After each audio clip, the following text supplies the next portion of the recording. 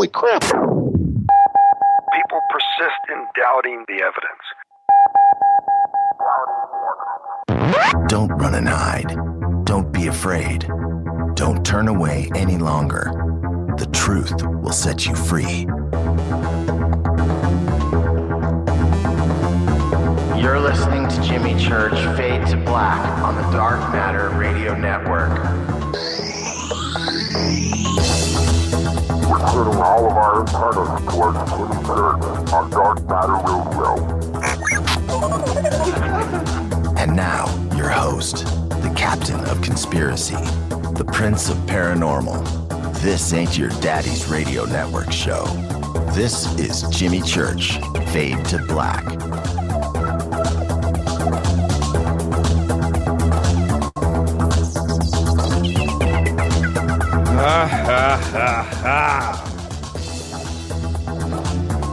Yeah. How you doing? How you doing? What's up, everybody? This is Fade to Black. Oh, man, what a day here today at the studios. We'll get to all of that in a second. This is Fade to Black. We're back. Bespoke radio for the masses. Today's Friday, June 20th. 161 days into the new year. Is everybody ready? Let's get this one cracking. Wow. Live from the JP Motorsports Studios right here in sunny, hot, sweaty Burbank, California. For KJCR and the Dark Matter Radio Network, I'm your host, Jimmy Church. Welcome, everybody listening around the world. Welcome to this humble little thing called Fade to Black. Big proud salute to the men and women in uniform. You know how we do it. Fighting the good fight for us. Getting ready to go dark again in Iraq. Without them, there is no me, there is no you, there is no us, and you could not hear me right now. And I need you to think about that. The show is live. Live. Man, I could listen to Space Boy, man. It's distracting. It's so good. Everybody in the house, I'm looking over at Twitter, TweetDeck. Everybody ready? I want to see that start to click. Pop, pop, pop, pop, pop, pop, pop. Okay, there's one. All right. Wow, we had a crazy day here at the studio. And, well, I'll talk about that in a second, but ABC 7 came by, did a little story on the Malibu base. It aired about, let me look at the clock here. It aired about 35 minutes ago, 6:25 here in Los Angeles. And for everybody around the world that's listening or across the United States, I am sure that ABC is going to send that out on the wire. You have to check it out. It's pretty cool. Cool shots of the studio, my fat face. It's all good. And we'll talk about that in a second. Today, it's bassist birthdays today. Today, Van Halen, bassist, on again, off again bassist. Michael Anthony, 60 years old. I don't know where the time has gone. Duran Duran bassist, John Taylor, 54. And I know John, and I got to just say, I thought he was a lot older than that. Cool guy. What's that boutique, that clothing line? I'm trying to think. I think it's Juicy. I think him and his wife. That's what they do now. I don't think he plays too much bass. I think they own that clothing line. That's what he does today. Lives down the street. Cool dude. Really nice guy. Also today, one of my heroes, director Robert Rodriguez. He's only 46. He's a kid. Did all those cool movies, Desperado, Machete, From Dusk Till Dawn, Spy Kids. Oh, man. Grindhouse, he did all that stuff with Tarantino. Robert Rodriguez, I got to tell you, he's a guy that he makes it look so easy. If you ever get one of his DVDs, he'll always give you a movie instruction video, how to go do it yourself. And he just makes it look so easy and so much fun. Robert Rodriguez, 46 years old. Man, he's a kid. Follow us on Twitter at JChurchRadio.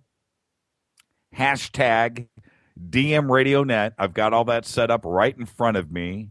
Hashtag DMRadioNet. Come over, hang out with all of us, and I'll chime in when I can. But there it is, lighting up. I love it. Love it. Space Boy in the house. Space Boy called in last night. I think he was stage struck. The red light came on, and I because I know he's got more than that. Next call. Next time, Space Boy, I'm serious, man. We'll get you loosened up. I want to know what's going on in that head of yours. Follow us on YouTube. Subscribe. It's KJCR. Fade to Black. Go and subscribe. I think we crossed. It's kind of weird. We added like 1,000, 2,000 subscribers this week. We crossed 3,000. I don't know what it is right now, but wow. And I say it all the time. It's just humbling. It just freaks me out. Same thing with Facebook. It's just totally humbling. Thank you. Participate. This is bespoke radio for the masses. This is for you. That's what this show is all about. All about. Tonight, I'm going to open up the lines again. I had a lot of fun doing that last night. All the calls that came in. And I'll do the same thing tonight. I got another stack of DVDs. Let me hit the Starbucks. Oh, man. Anybody know anybody at Starbucks like Kenny G? Tell him I need some coffee. We go through it here like you wouldn't believe. The coffee grinder does not stop. Open lines, 323-825-5045. I am going to open them up tonight. I had a lot of fun doing that last night. But if you called in last night, you're going to call in for another DVD tonight, it ain't going to work. But I'll still take your call. That ain't right. Did I just say that? Email throughout the show, Jimmy at jimmychurchradio.com. You can also do so over on the website. What a great show last night. And Bill Burns, you can't say enough about that guy. And he is somebody that I just look up to.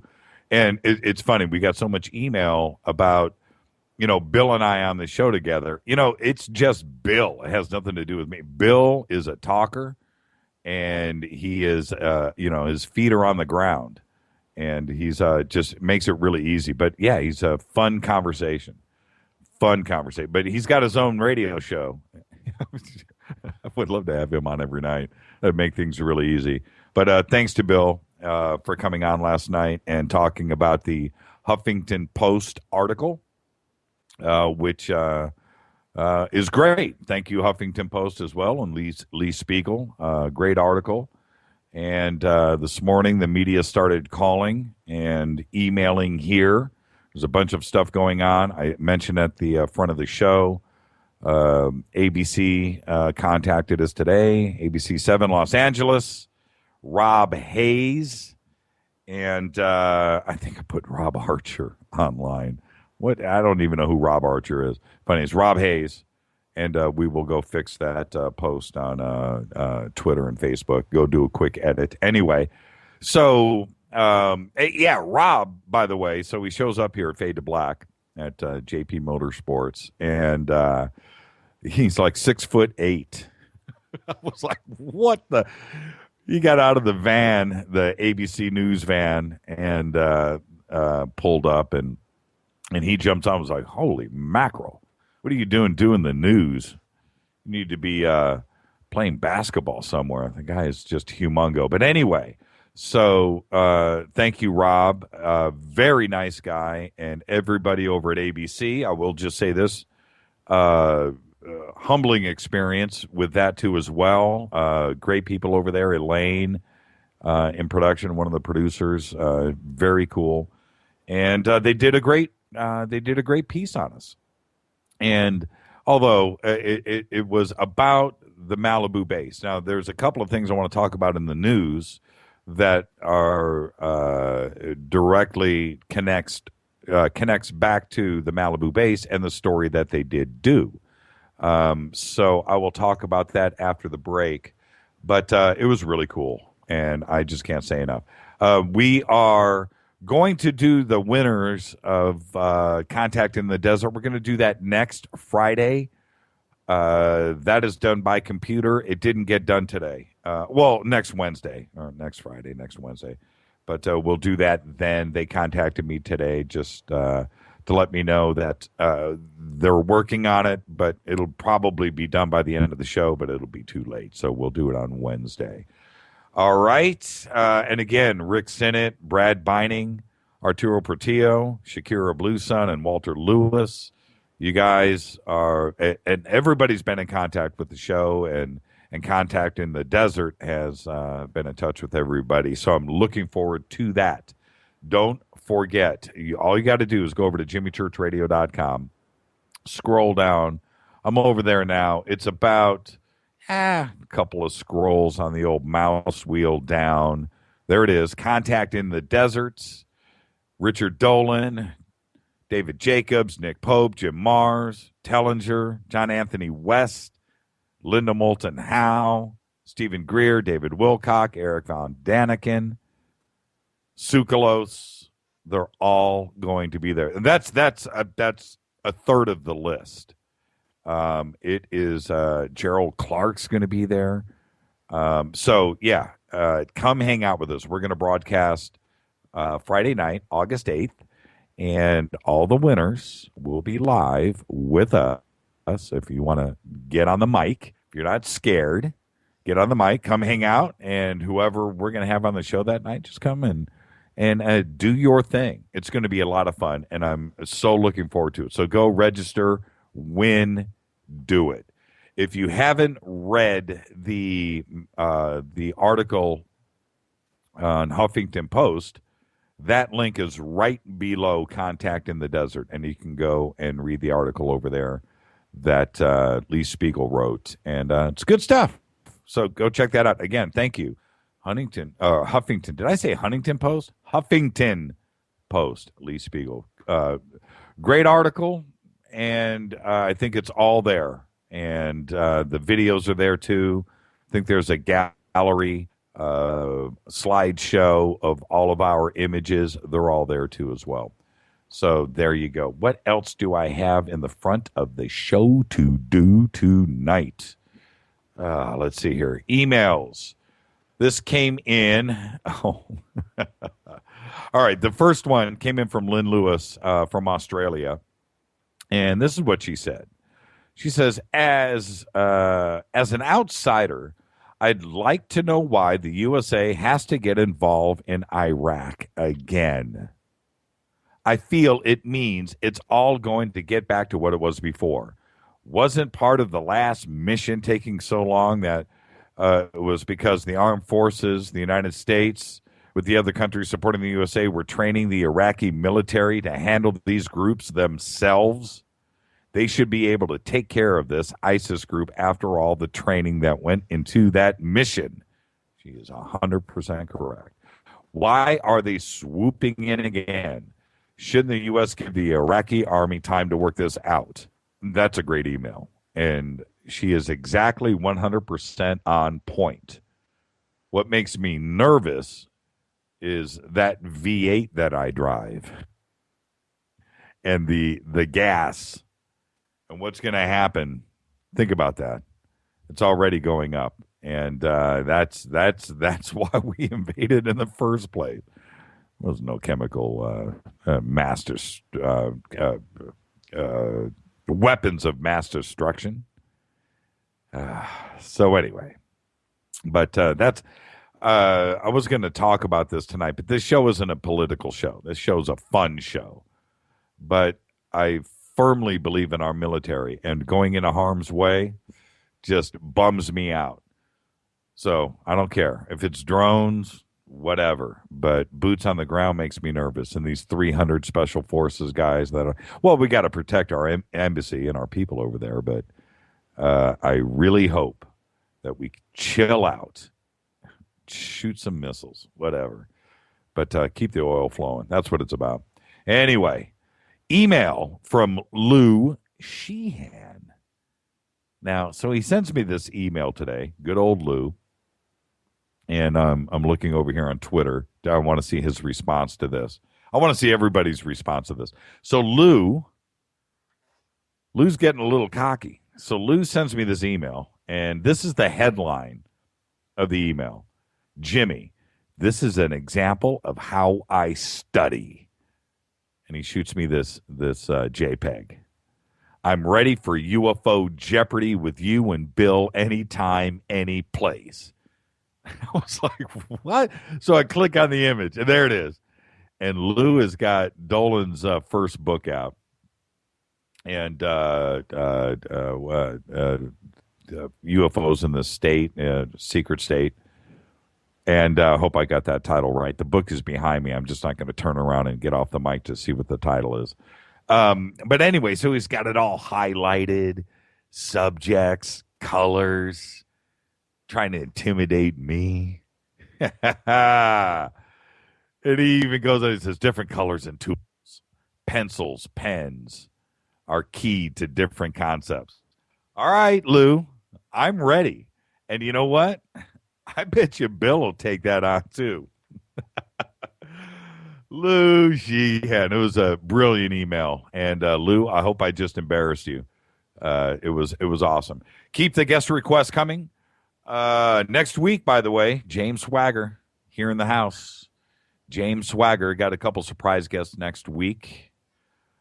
Oh, Lou has Earth-sized balls. You're not supposed to say that. Can you tweet that? You're going to get blocked again on Twitter. You just had that happen last week, brah. All right. Keep the guest requests coming. Church rant. Head over to JimmyChurchRadio.com. Let me see if it's posted yet. May not be. Let me refresh the page. Over on Church Rant, there's a map with a bunch of dots on it. And I'm going to scroll down. It was supposed to be put up right before the show. And I will talk about that when I come back after the break. I want you to look at the map, go over to JimmyChurchRadio.com, and see if you can figure out what's going on. It's a crazy, crazy story. One that I've talked about a lot here. Let me see if it got posted yet. I'm going down. Yeah, there it is. Okay, Church Rant. And let me click on it. There it is. There's the map with no description. Perfect. Look at that map. Study it. It's right there. Just scroll down below all the galleries. It's next to the Mirage Men little advert for the movie. Right next to it, Church Rant. There's a map of the United States with a bunch of dots. I need you to go and check that out. And we will discuss that right after the break. This is Fade to Black. It is the Friday edition, Bell Gab. Live from the JP Motorsports Studios right here in Burbank, California. This is Fade to Black on the Dark Matter Radio Network. Twitter at JChurchRadio. Hashtag DMRadioNet. If you want to talk to us, go hang out. Email Jimmy at JimmyChurchRadio.com. Tonight, Craig Campobasso, director. Next week, I just said it, James Swagger. A couple of unmentionables. Surprise guest. It's going to be a good week next week. But tonight, it's another great one. I'll be back right after this. Stay with us.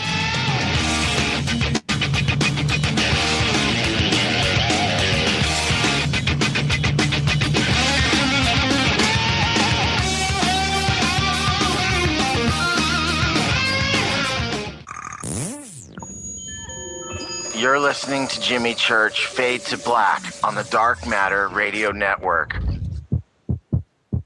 What's up, revolutionaries? It's me, Jimmy Church.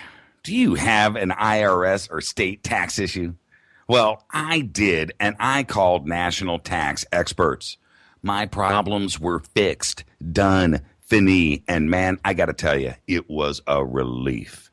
National tax experts are a recognized tax office that services clients in all 50 states. It doesn't matter where you live. Give them a call. I'm telling you, they take the time to understand each and every client's individual financial status as well as their financial goals. And that's exactly what you need, my brother, when you're taking on the evil three-letter. So, seriously, give them a call today at 1-877-909-5444.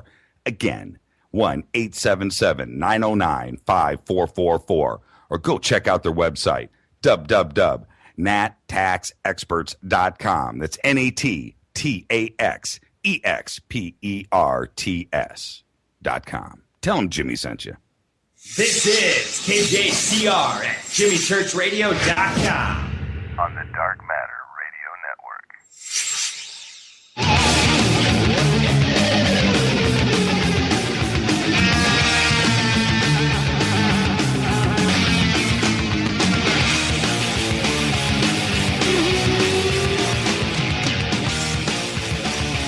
Fade to Black, Friday edition on the Dark Matter Radio Network. That's right, Jimmy Church talking to you right now. Live from Burbank, California, from the JP Motorsports Studios. All right, couple of quick things. Lou, be careful. I see that wrong title, Jimmy. This is going to be too easy. I'll line it up, man. We will do UFO Jeopardy right, man. Oh, man. Lou will be Googling from his computer. Jeopardy Live. He'll be the Google master. You're not going to be able to type that fast. Trending right now on CNN. Rick Perry, Pitbull, weekend photos, Texas inmates complaining about being too hot, the World Cup, Tracy Morgan. Not a mention of MH370.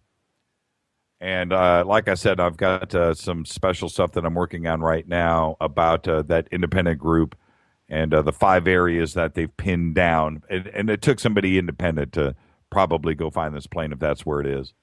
But like I said, pings are gone, plane is gone, debris is gone, search is stopped in its tracks, and we're left with 10 conspiracy theories. Pick one. Now, to the ABC 7 story today here at Fade to Black. Mysterious lights were spotted in the sky above Orange County and Camp Pendleton. This came from CBS LA. And it happened on Wednesday night. All these reports came in about lights all over southern Orange County, also Riverside. A bunch of video footage popped up here locally on the news, and the photographs are pretty cool. The video is pretty cool. And if you live here in L.A., you've been seeing it. I don't know if they've reported about this across the country. But right over Camp Pendleton, right on the coast, down in Oceanside, the Marine base confirmed these lights. They also confirmed that there was a live firing training at the same time. And that makes you wonder. Cover up, probably. But nobody knows what the source of the lights were. Now, Camp Pendleton live firing exercise has nothing to do with Riverside County, too, by the way. So, Huffington Post, they do this story on Fade to Black in the Marine base, the Malibu base. That comes out yesterday. We get contacted today by ABC News. And so Rob Hayes, their producers, put this story together about these lights that have been seen over Southern California since Wednesday. And they tied that in with the Malibu base. All right, I can see the story. And that's what they ran with. So they contacted us. They come out. They shoot here at the studio. They interview me. Which lasted all of about 2 or 3 minutes. But cool shots of the studio, too. And we will get the video up. I don't know if we can get it up in time during the show today, but we'll get it up and post it on YouTube and put it on the website if you haven't been able to see it. But we'll get it up. But it's all tied together. So what they did in the ABC News story was they tied in those lights and the lights over Malibu. And they went down to the beach with the images that Dale Romero and his son put together for us, Jason, and the ones that we released. And they went around on the beach with an iPad with this image. I think it was an iPad, maybe, so I don't know, some kind of digital screen. And we're showing it to people on the beach. What do you think of this? And the reactions of everybody was pretty cool. They treated the story correctly. They didn't make any of us look funky. And I got to tell you, they put Fade to Black right up on the screen. I believe Dark Matter Radio Network was there, JimmyChurchRadio.com. All of that was there. They treated us fairly. And the comments that I made, I spoke for 2 minutes. They used 15 seconds of that. But they're there, and it wasn't taken out of context. It was kind of funny to see the newscasters, the anchor man and woman, after the little run, their comments about it too as well. It's pretty funny. I've got it taped. We'll have to figure out a way to extrapolate that. I would like to do the whole broadcast. Also, the commercial that they did too. That was pretty cool. And so we have it all. I'll figure out a way to get it all done. But it's weird what's been going on here in Southern California. And it's news here right now. And I'm glad to be part of it. It was pretty cool. A lot of fun. My big fat face. I actually look tanned. A big fat tan face. On a 60-inch screen. Pretty disturbing, but it was cool. Now, next, let me get this in before we get to Craig. Church Rant. If you go down and open up the map, go over to JimmyChurchRadio.com. Do it right now. Get the map open. Scroll down. Click on Church Rant. Click on the map. There's a map of the United States with a bunch of dots on it. And this is what this is about. This came from Mike.com, M-I-C.com, Mike.com. You can go check out the story yourself. A mysterious sound is driving people insane, and nobody knows what's causing it. Dr. Glenn McPherson, he's a lecturer at the University of British Columbia and a high school teacher of physics, mathematics, and biology, started hearing noises in his town. And he thought he had dismissed it as background noise, car traffic, airplanes overhead. But then he started to figure out it was something abnormal. The hum refers to a mysterious sound that we've all been talking about. Been hearing reports on this. I've been doing it here for a long time, for months now.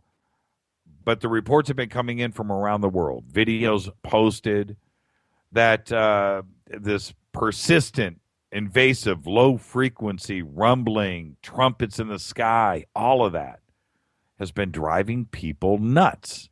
It has been in scientific literature since 1830. Modern manifestations, contemporary hums, have been widely reported by national media in the United Kingdom, United States, Australia since the early 70s. Regional experiences of the phenomenon vary, but you have the Windsor hum up in Ontario. That's a famous one.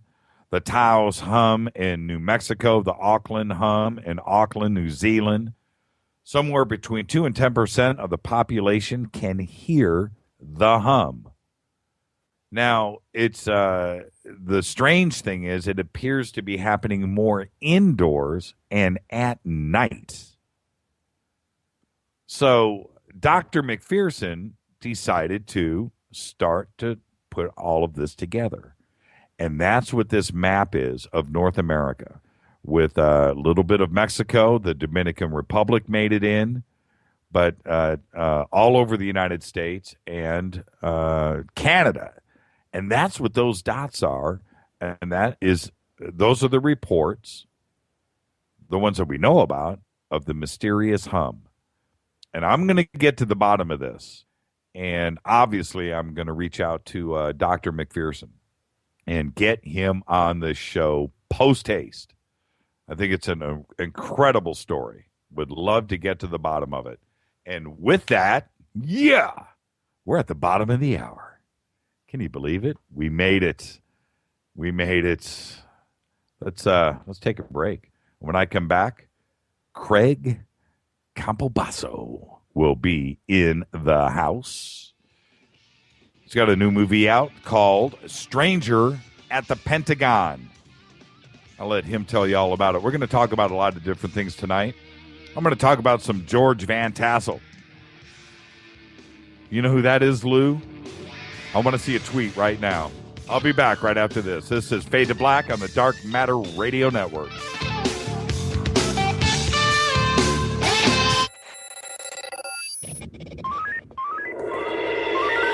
Way out here, we listen to Jimmy Church on the Dark Matter Radio Network. Dark Matter. Dark Matter. Dark Matter. Dark Matter. Dark Matter. You're listening to Fade to Black on the Dark Matter Radio Network. ¿Qué tal, mis amigos? Yo soy Mario Carson, el tiburón, y los invito para que escuchen a mi buen amigo Jimmy Church Radio. ¡Claro que sí! Oi, oi, I'm Reese Evans. You're listening to Jimmy Church. This is Revolution. The revolution will not be televised. The revolution is on radio. Ciao.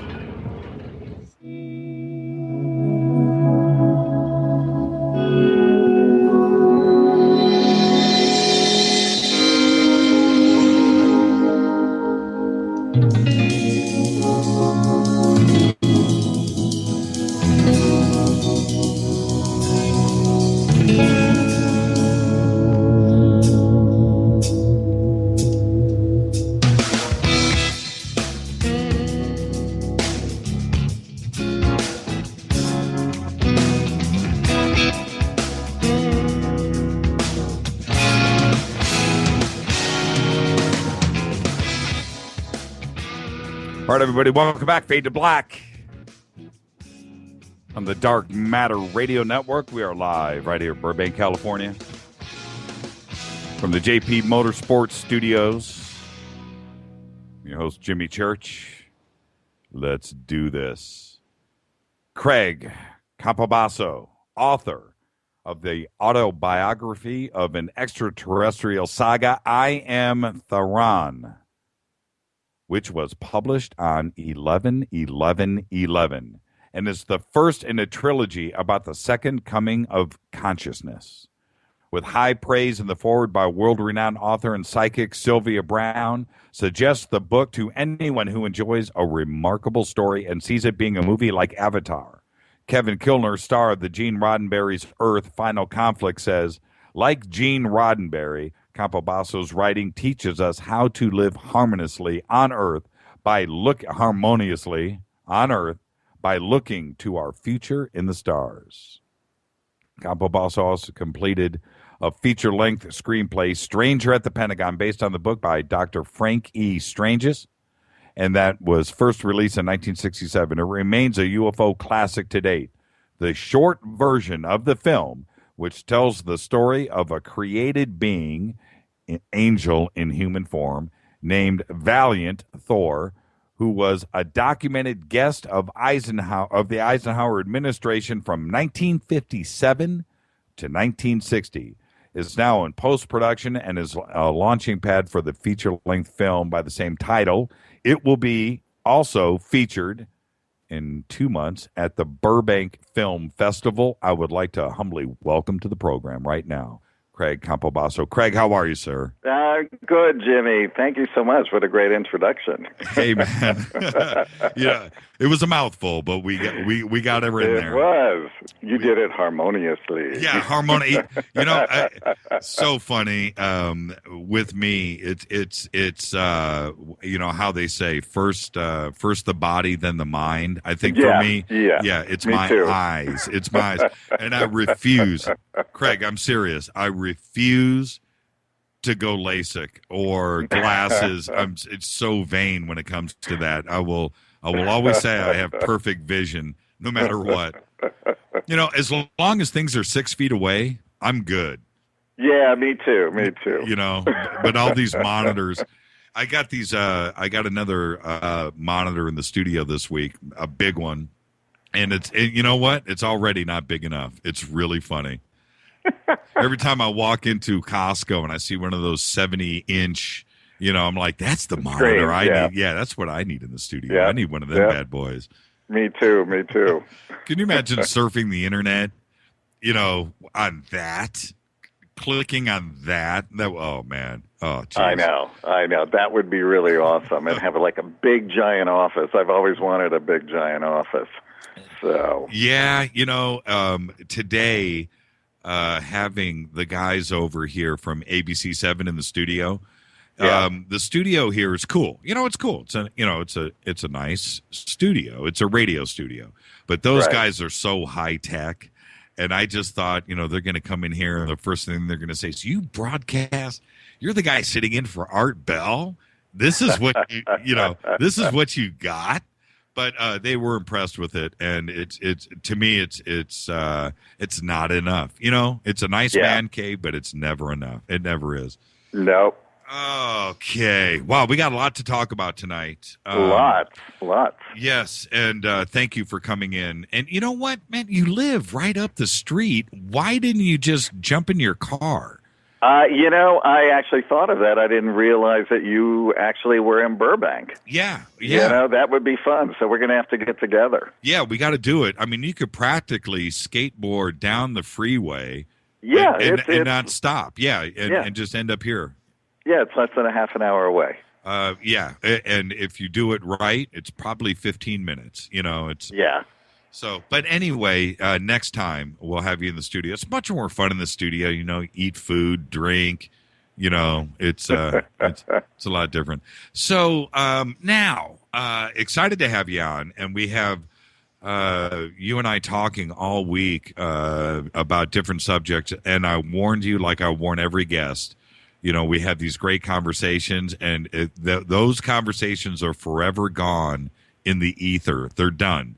And I said, we got to remember this stuff, Craig. We got to remember. Right, I do. So I made a log, so we will, at a certain point, talk about the early days at Giant Rock and the Integratron and Van Tassel and Dr. Frank Strange's and all the people that were in that era way back when, because, I actually went out there. They had some UFO retro space conventions out there about 2007 was the last one. I went with Dr. Frank to two of them. We both spoke.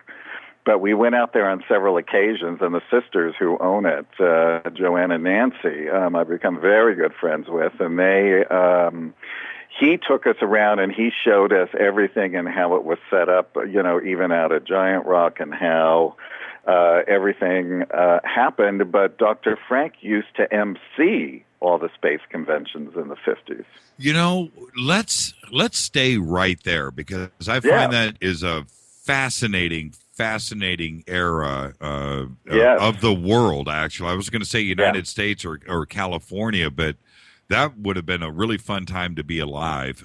So, but I think we jumped a little bit ahead. So what we are talking about, there's an airstrip out in the eastern part of Southern California, Yucca Valley, near 29 Palms, the Marine base that is out there. I think it's 20 miles from 29 Palms? Yeah, exactly. It's not that far. Not that far. Okay, so out there, now this is the desert.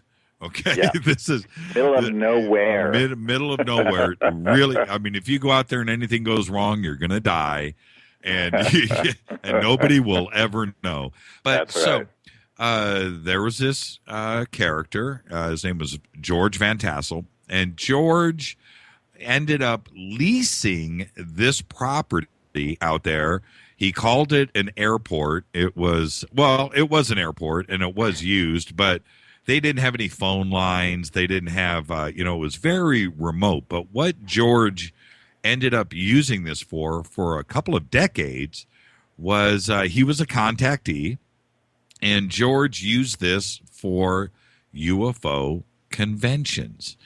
Yeah. And he would throw these, and at one point he was getting 10,000, 20,000 people out there, wasn't it? That's it. Yeah, I think it was about 10,000, and that's huge for out there because there's no bathroom facilities, so I assume they had to bring porta potties and all kinds of things out there. I've actually seen photographs and things, and a little bit of home movies from that, and it was really quite spectacular. The videos, and see, this is the thing. What we are talking about right now, they use those clips all the time when they do an old documentary or something, and they'll have clips of those conventions out there where they're, everybody seriously walking around in tinfoil hats, and which is what made that whole moniker popular. But interviewing these people that literally by the thousands, about their trips to Venus or Mars or their contacts, or Adamski even went out there. Every famous contactee was there. So that kind of sets the stage of what we are talking about. And so I hope everybody can kind of appreciate what we're talking about. The middle of the desert, and this contactee, George Van Tassel. And then now George's story is one of the most fascinating in all of ufology, and where we have guys like Travis Walton, great story, or Betty and Barney Hill, we talk about that all the time, or Roswell.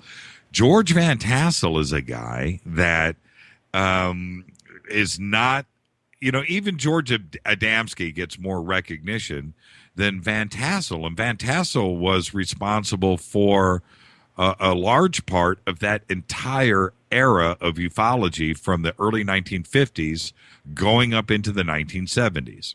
Right. He do you want to tell the story about his first contact, or do you? Well, here's a couple other pieces of tidbit that a lot of people may not know. It was an airport before he leased it that somebody else used to run. So the underneath Giant Rock, which is the largest freestanding boulder on Earth, it was already dug out and caved in where the first gentleman who ran the airport used to live. So George Van Tassel and his family lived underneath Giant Rock. So there are photographs of, their living quarters, and then they would just sort of walk up and come out into the desert. And a lot of people don't know this, but he also, I believe, was a space engineer, and he knew Howard Hughes. So Howard Hughes used to fly in his little airplanes out to the desert there. And George Van Tassel, there used to be a little restaurant that they had built that his wife made burgers and apple pie, and evidently Howard Hughes loved that. So he used to fly in all the time because he knew George. George he was like a test pilot, or so, he worked in the testing programs for Howard Hughes Flight Systems, I believe. Yeah. So, it was, I believe, on August 24th, 1953, in the middle of the night, he heard some noise. He went outside. He saw a craft hovering, and a gentleman met him who said his name was Salganda, and then invited him into the ship, and where he met three other gentlemen, and they spoke to him for some time, and they actually gave him, a formula to build the Integratron, which is sort of like an energy machine, which, as George would explain it, if you sat around, it's a 2-story building that is not built with any nails or anything. Anybody can, if they want to check it out while they're listening, it's Integratron.com, so that they can actually see the building and look on the inside of the building as well. And anyway, so they gave him this formula, which he, then worked on with scientists and everything, and built the resonation. It's a sound chamber, but also if you would go in and you would sit around the center core, you would receive these energies when the machine was turned on, and it reverses the aging process. Cell rejuvenation. Yes, exactly. So, so that was the basis of the story. Now, I went out, I've been out there many, many times, and I went out with a group of about 12 people, and we went to go see some of Van Tassel's relatives who were still living right near the Integratron, and Daniel Boone, who I believe was married to one of his daughters. He's about 80, 81 years old. He told us the story that he went out there the morning after this experience, and George was quite not shaken up, but quite enthralled with it, and told him the story. And he said that he totally believed him and everything. He was the first person that George saw. Well, there was also two witnesses that night when the craft was hovering and he met up with everybody. Now, this is what, for me, and when you hear George speak about this, I mean, he's a well-spoken gentleman. Yeah, he is not what most people would consider. When I say most people, when you talk about a contactee or somebody that's got a story like this, right? He's the exact opposite of that. This guy looks like Wall Street. He's just a well-spoken guy and educated, yes, and he came from a wealthy family too as well. So, and all of that shows. Well, anyway, when he described the craft and how it happened, he said that it was hovering 10 feet off of the ground. It had a golden beam that was projected from the bottom of it, and that he stepped into the beam and he rose up like an elevator slowly. Yeah. But it's not so much that, it's how he tells the story. You're like, man, okay, keep it going. What happened next, George?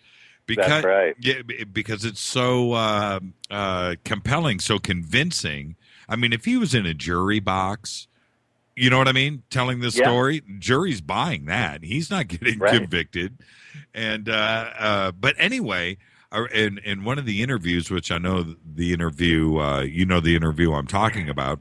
Yeah, with the Scotsman. Yeah, Jack, whatever his name was. So, but when Jack goes, so did could you see? And he goes, no, I couldn't see down the hatch. I was inside the craft, and it was just fun. And then he describes the instrumentation.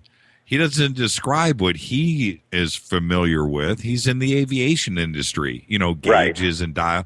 He described exactly what we deal with today, which is, LEDs and a different type of metering. And it's just fascinating to see something like that go down with that kind of description so many years ago. That's right. And talking about the engine and that it, that the drive, that everything was vertical. Yes. Yes. Yeah, it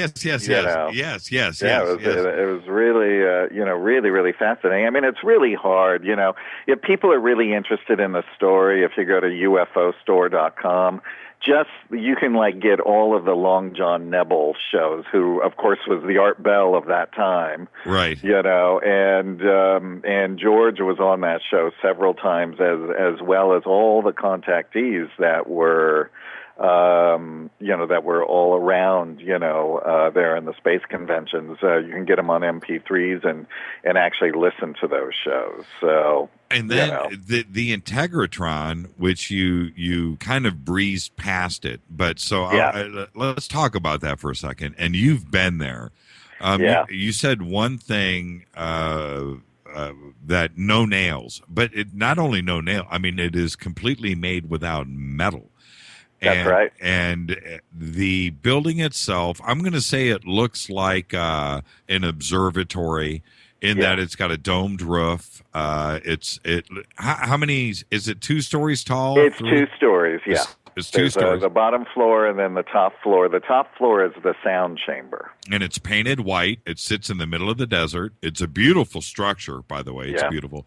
And he spent years building this, and did he ever finish what was going to rotate on the outside that he always described? The story that I heard and I do believe it is on the website. But what I can remember is he never got it to that point. He had passed away in the 70s, and all of his data disappeared. On how to how to finish it and get it turned on, because the actual, when you look at the structure and you see in the middle from the outside, you see these spokes coming out with sort of like a red stopper on the end. That whole midsection would sort of lift up and start spinning and rotating. And on the inside of the building, the whole inner walls, the whole ceiling on the first floor, and then going down the very wide pylon in the center where you would sit to receive this energy, all of those copper coils would be the ones that would be the conductors for the energy. So he thought that he could probably get about 10,000 people through it a day. We are Fade to Black, bespoke radio for the masses. We are talking to Craig Campobasso, director. You do so many things. When I introduced you as a director, and then I go, author, you're a coach, you do so many different things. When you introduce yourself to somebody, well, how do you, for the first time, what do you? Well, I just say, hi, I'm Craig, but it depends on what what I'm doing. I've cast movies and television for 31 years, and I've been writing for many years. I really love that, and as anybody knows, when you're in the film business, you have to sort of be a jack of all trades. Keep it interesting and and have fun. And I really love directing and telling stories, and these are the kind of stories that I love to tell. So I just find them really, really fascinating. Whether people believe them or not, that's not the point. To make them isn't the point to get people to believe. The point is that they're really great stories. So next month or 2 months, when you and I are in Burbank, I'm going to introduce you to my friends then as director. As director, when we're at the Burbank Film Festival, we're the official selection. So, first one right out of the gate. So we're really, really excited about that. Let's say I can't wait to talk about the film. So let's stay. So when and that was my fault. That's how I segue. And you gotta love it, man. You gotta love it. Live radio. You do really good transitions. so back to the Integratron now. When you went out there with your friends, what was it? Majestic? How did you feel walking up to it? Because it is such a piece of Americana. And then I want to talk about what happened when you went inside. But what did you see when you walked up to it, and what kind of shape was it in too as well? Well, the shape, the sisters have totally refurbished everything. They have worked so hard to not only restore the Integratron on the inside and the outside, but all of the grounds as well, because it was really, overgrown and the whole thing. So it's really a beautiful place to visit and to get to know it. And, there have been many, many celebrities that have gone. The last time I was out there, what's the new guy that plays Spock? I can't think of his name. You got me on that one. Yeah, great actor. Just love that guy. He's really good. He's a new one in the Star Trek. He was just there the day before. And, but lots of musicians go there because it's a specialized sound chamber. There's been lots of scientists, all kinds of things. Once when I was there, now what they do on the second floor is they do a thing called a sound bath. And they have these all of the singing bowls, and everybody lays on a mat, and they could probably pack about 50 people in there. And you're laying there, and then you go through all the tones. But what it feels like is, because it is a sound chamber, you hear the sounds like in a multi-dimensional stereo. So it's not like you're hearing it in stereo. It's like a multi-dimensional stereo, like the sounds are traveling around within it. And then there have been times where I've felt, and many other people have felt, like you're almost levitating because the resonation is so good that you feel, I mean, when you leave, you just feel so rejuvenated and restored. I've heard stories, many people I know had gone there, and all I had ever heard was just fantastic, amazing stories of their experiences and, things when they were there. Some people rent it out and they spend the night, in there. That kind of thing. Once when I was there, they had from Italy the Gregorian chanters, and they asked when we were all in the sound chamber if they could do their Gregorian chants for us, and they all were standing. Shut up! Really? Oh man, it was mind blowing. They were all standing at all different positions around, so when they were chanting, all of their voices were being thrown into this, this beautiful galaxy of song and noise, and it's hard to describe unless you can experience it, and everybody can experience it. You just have to sign up and you can go visit and go do a sound bath. You just have to do it in advance. So. After how much time did you spend in it? Have you been there many times, or was this the only time there? No, I've been there probably about 7 or 8 times. Okay, so and half of those with Dr. Frank. So have you spent the night?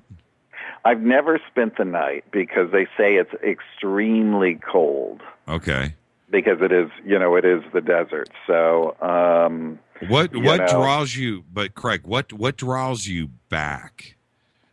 What draws me back is I really like nostalgia. I really like that era, and I learned a lot about it from Dr. Frank and from a lot of those guys that I had met through Dr. Frank throughout that time. I never met Van Tassel, but saw many things on him.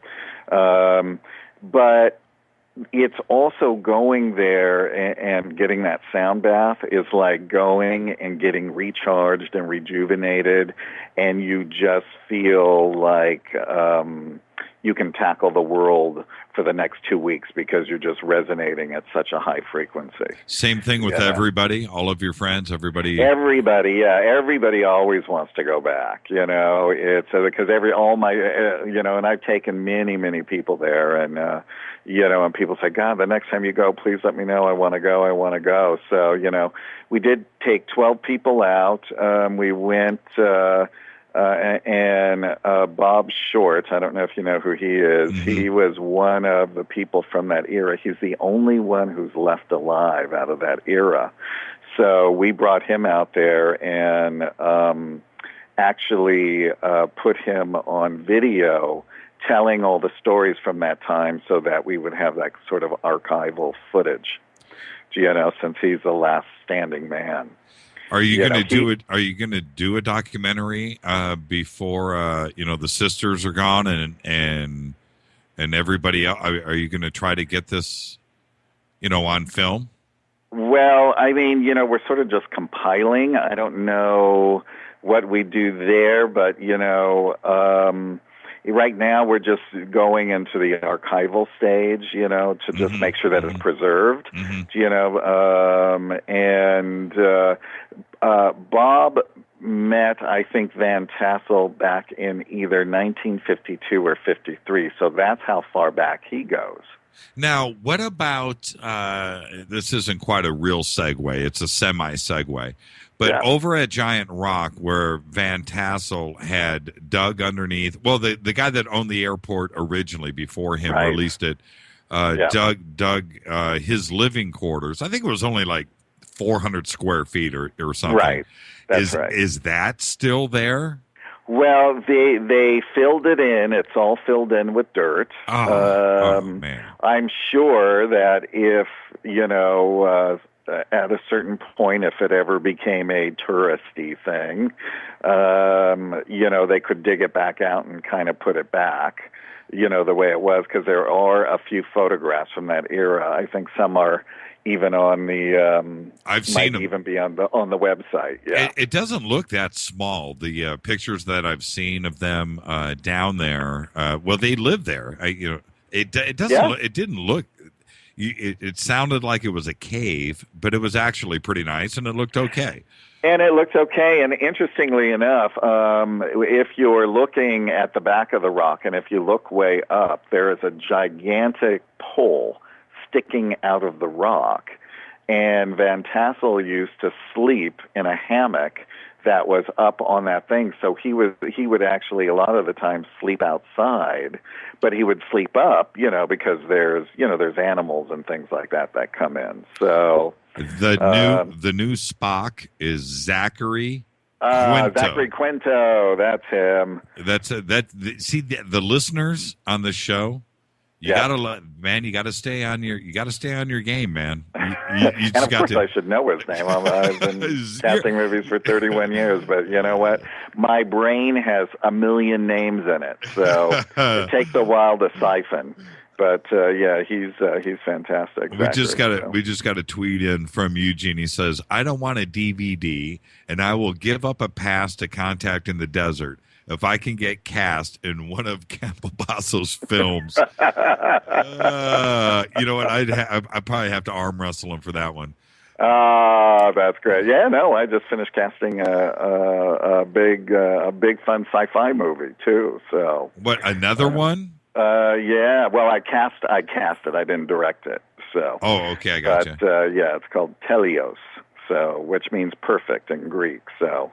Man, you got it going on. I want to be Craig. Yeah, it's very, very cool. So you got it going on. Okay, so let's so back to Van Tassel and for everybody just tuning in, we're talking about George Van Tassel, who is kind of a forgotten guy in ufology, unless you're deep into it.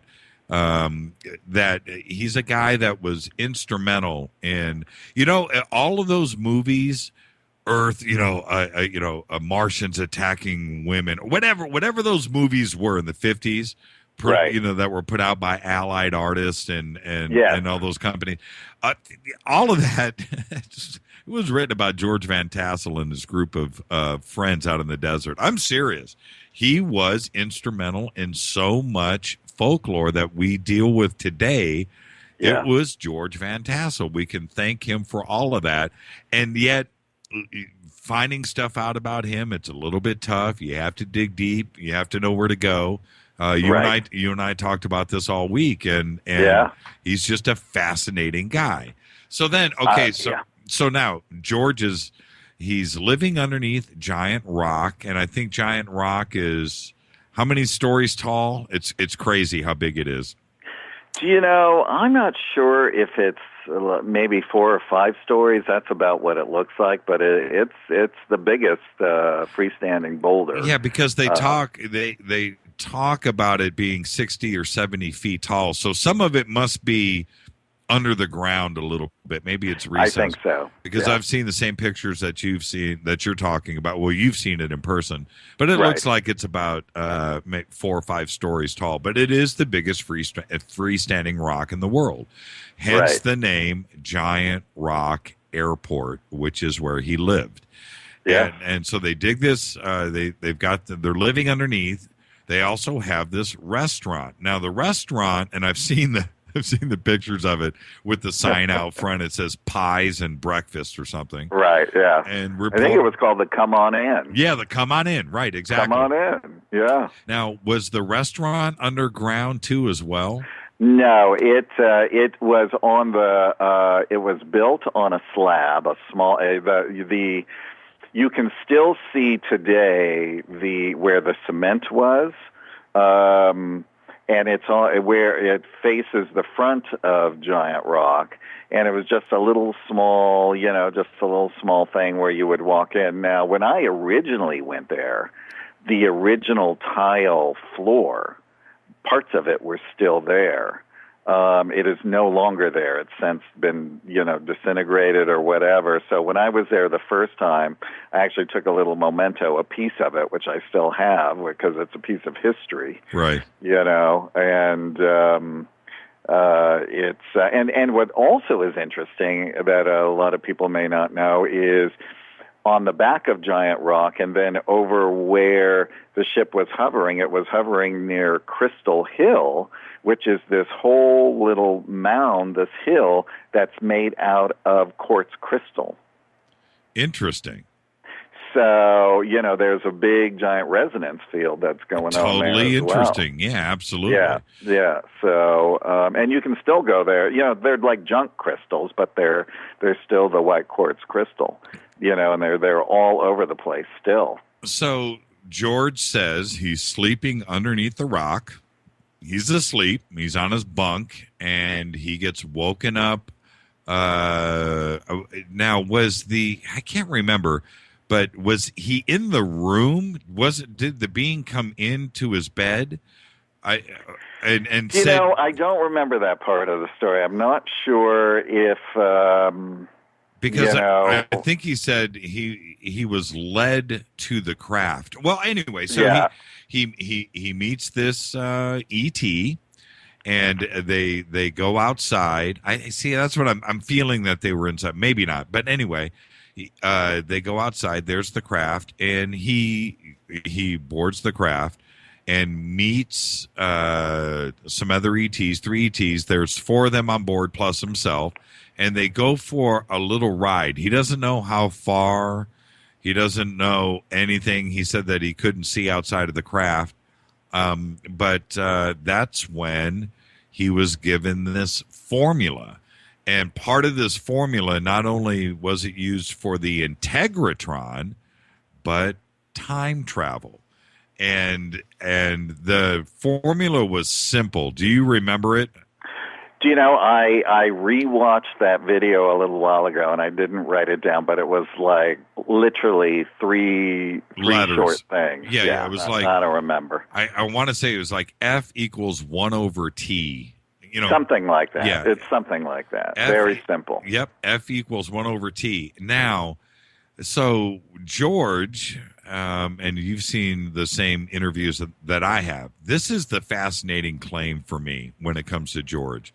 Yes, the description of the spaceship and the control panels, how we boarded it, the way he described the ETs, all of that was fascinating. But it was his formula used for time travel in a research laboratory in Santa Monica that takes the cake for me. And I really mean this. It's like forgotten. That book should be written about this, and research should be done about his claims here, because they are fascinating, and these claims were from the 50s. We're not talking about modern science, and the way he describes it and how they got time travel done is fascinating. I'll let you take it away. Go ahead. Well, I remember the story because there's a historian there named Barbara Harris who also gives tours of it, who's a friend of mine. And how I remembered her telling the story is that he heard something or he felt something and he walked outside, and that's how it began. Oh, that's right. That's right. It woke him up. That's what I also remember her telling. And she's the one that also explained about the pole and how he used to sleep out there. But the time travel stuff I never heard of. So that to me is extremely fascinating, and what's come of that as well. And it kind of makes you wonder, could the Integratron have, if it was in working order, could it at some point have become a time travel machine? Because, and I thought the exact same thing, because the way he describes the rotating ring on the outside of the building that he never completed. Right. And it just makes sense. And his story, and nobody else... it's like these stories, he hadn't heard that these stories weren't propagating in culture.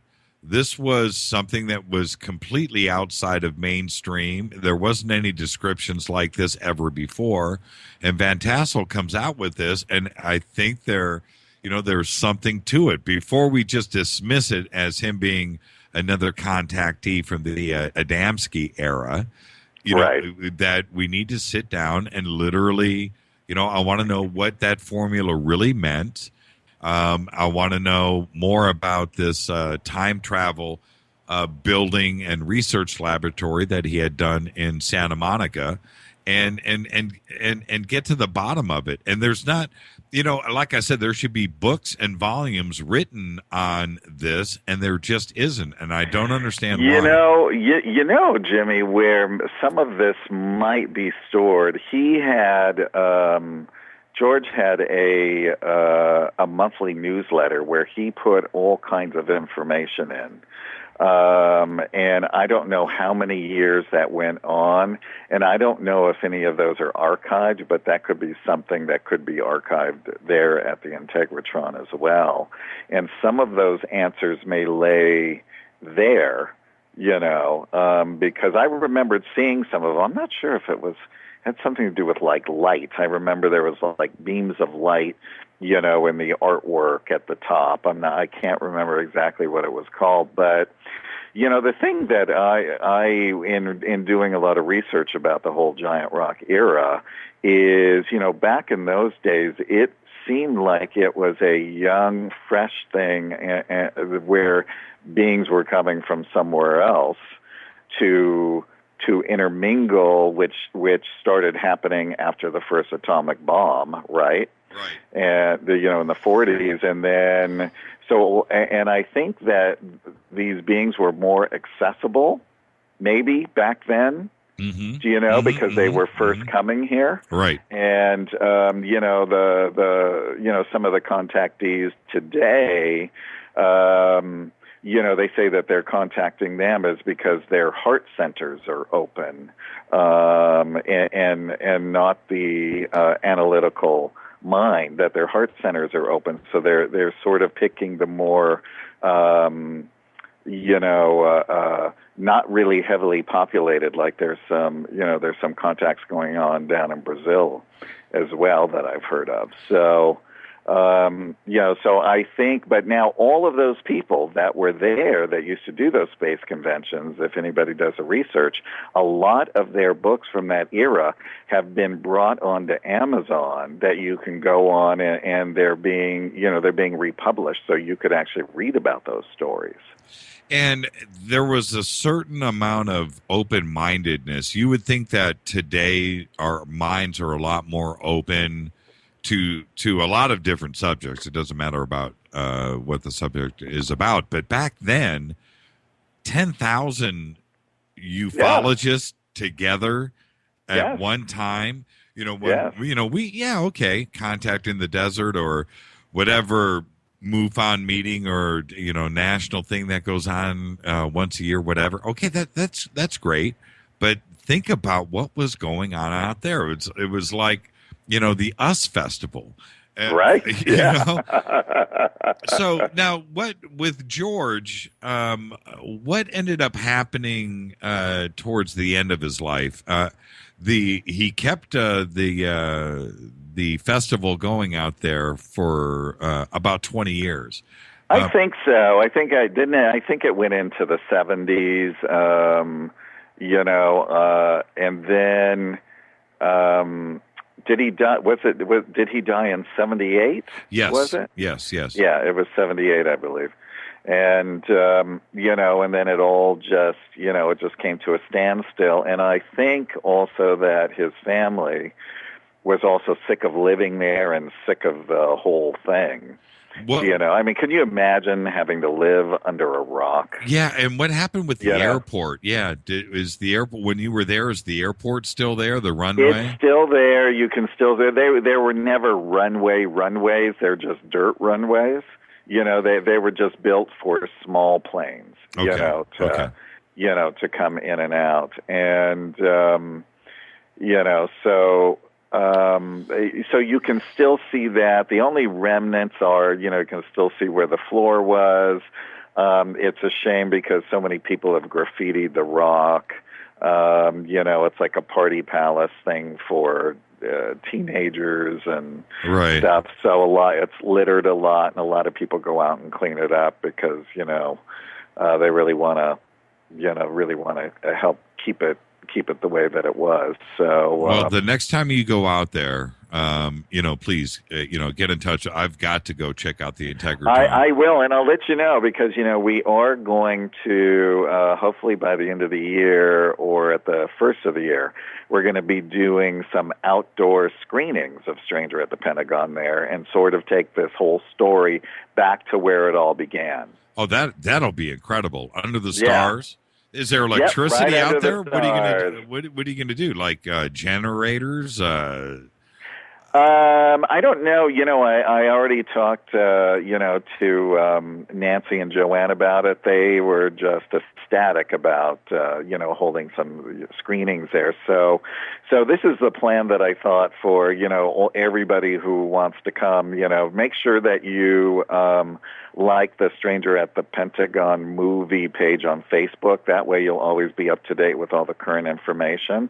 And what we'll do is I'm going to try and get it where we can screen it like on a Saturday night, right? So that everybody, if they're working, they can either drive Friday night, get a nice hotel. They got nice travel lodges in the area. You can, during the day on Saturday, go and sign up early, go get a sound bath, hang out, go out to Giant Rock, and then, once the sun goes down, we'll have some screenings, of the movie, and, and I'll, if everybody wants me to, I'll talk about, my friendship with Dr. Frank and all the things that I learned from him, and also about that era, of him being there. So I just got a text. I just want to get this out there really quick. Apparently, the ABC 7 broadcast has been posted up. ABC did it on their Facebook page and then put it up on ours. So if anybody wants to get a good laugh, you can go and check that out. Okay, awesome. So I got that done. Okay. Fade to Black on the Dark Matter Radio Network. We are talking to Craig Campobasso. Now, Craig, let's change gears really quick. Let's talk about Stranger in the Pentagon and what is it about. Let's just get to the basis of the story first and the book, and let's just start there. Sure. Well, the basis of the story is it's about a man or a created being, and a created being is an angel in human form that doesn't have a belly button. So, and doesn't have palm prints or fingerprints or any kind of prints of any kind, who came on, it was a Saturday morning, March 16th, 1957, landed in an agricultural field out in Alexandria, Virginia. It was 8 a.m. in the morning. There was a few calls in to the police, a car headed out that way, and two police officers got out with their hands drawn, with their guns drawn, and this created being whose name is Valient Thor walked out of the craft. And once they sort of laid eyes on him, they just got this energy field of unconditional love. They just lowered their weapons. They spoke to him. He said that he, that he wanted, had an important message for the president. He wanted to meet with him. So they radioed the Pentagon. They said to put him in the car and bring him to the Pentagon. Now, mind you, they had to call everybody in. It was a Saturday morning. So all these people are coming in. They brought him there, spoke with him, debriefed him, and then brought him to meet with Eisenhower, the Joint Chiefs. Nixon was a little late. He was vice president at the time because it was his wife Pat's birthday. So I think they had some out-of-town guests, or they were preparing for a party, or it was something like that. So So there was a meeting there, and of course, when everybody met him, they just, you know, it's like it's sort of like looking upon divinity, I would assume, you know, because you just feel goodness, you just feel unbelievable, unconditional love. So he gave him a proposal, which he said was why he came, and the proposal was to help eliminate sickness, disease, poverty, and how to prolong life. And, you know, it was to implement it throughout, you know, he would like him to implement it throughout the United States, and then once it proved successful, throughout the world. So Eisenhower put him on a 3-year VIP status. They took him back to the Pentagon. He actually spent the first 2 nights in an Army reception office. And then on the following, on Monday morning, they moved him into an underground Pentagon apartment and provided him with, you know, the suits, the clothes of the day, and all of those things. So the book, and you know, the book tells his story about when he was there, but the book also goes into it's a lot of little vignettes of things that happened throughout the years with Dr. Frank knowing them. Now in the feature film and in the short film, we're only concentrating on the 3 years that he spent at the Pentagon, because that's the most fascinating. And then what happened after that. And then at the end of the movie, we give a summation. In the short film, we have a cliffhanger, and then you want to know what happened, you know, and then I actually have I've cut together a segment with Dr. Frank telling the story of the first time that he met Valient Thor, which was on December 24th, 1959. He was speaking at a local church for 2 weeks, and this particular night he was speaking on UFOs and the Bible. And so after his speech, at the time he had a book called Flying Saucerama, which was all about you know, UFOs and all the UFO photographs of the day that were taken around the world and all of that. That book is really hard to get now. It's just completely out of print. But anyway, they when he was signing books at the end, I think it was, and he said the church was just packed, you know, or the facilities there, you know. And a woman came up to him and said, "Oh, by the way, let me just back up.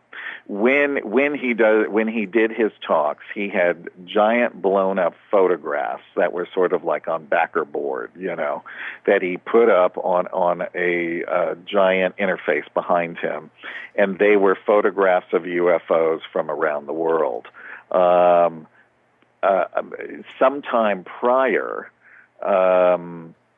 a friend of his who is a retired Air Force photographer and a ufologist, whose name was August Roberts, he was at the Howard Menger farm, and if anybody knows about that story, that's a whole nother great story. They were having major contacts as well. And so he would have these UFO lectures in their yard way back when. I even believe Jim Moseley was at that one, if you know who he is. Oh, yeah. I spoke to Jim many times, and I went through all the photos. I said, "Jim, you were a very young man then," and I said, I think this was you. You know, but he said that he was there that day. He remembered it very well.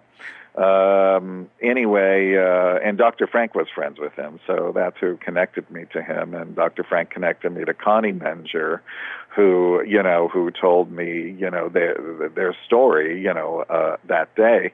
And, you know, she said that they had lots of visitors at, every time they had a lecture. Sometimes they would make themselves known, and sometimes they wouldn't. She said that Valient Thor and the other people that were with him did not make themselves known, but they did notice them, and that that there was a very funny comment made, where she said, do you think it could be them? And he said, I don't know. They're so good looking. They could be show people from New York. well, Violent Thor, if my memory is, he was a pretty good looking Desi Arnaz very good looking guy. Yeah, he was a good looking guy. Now, are there any? I've seen lots of pictures of him, but are there any pictures of his body? With everything else that was reported about him. Do you know, I bet you somewhere that there are photographs of his body in some secret something, because, when he was there, they did do medical tests on him. They did all kinds of things. They tested his suit, which was impenetrable. They actually, at the time, lasers were not invented yet, but they were working on a maser, is what they called it, and they couldn't penetrate it. They couldn't drill it with diamond rock. They tried everything, and he actually had this conversation with Dr. Frank. For everybody out there, just Google Valient Thor and do one R, because there's a band out there called Valient Thor too. There is, yes. Yeah. And if you want the short story, if you just go to strangeratthepentagon.com, it's the website I have up. You can see the movie poster.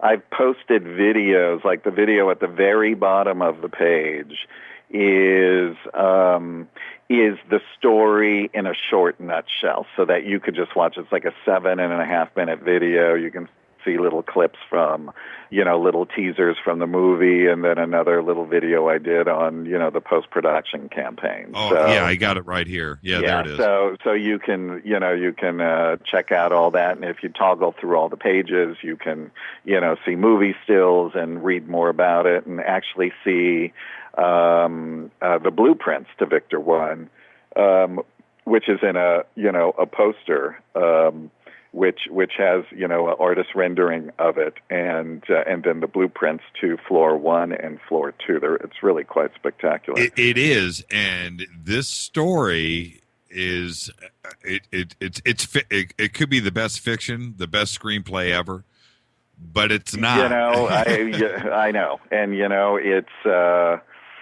it's just like I said, it just is such a great story, and that's what everybody says. And a lot of people, really,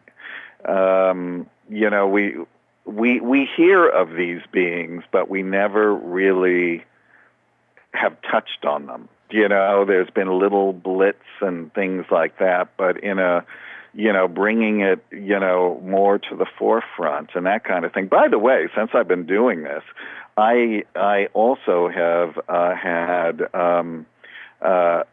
2 people contact me who met him when they were in their teens.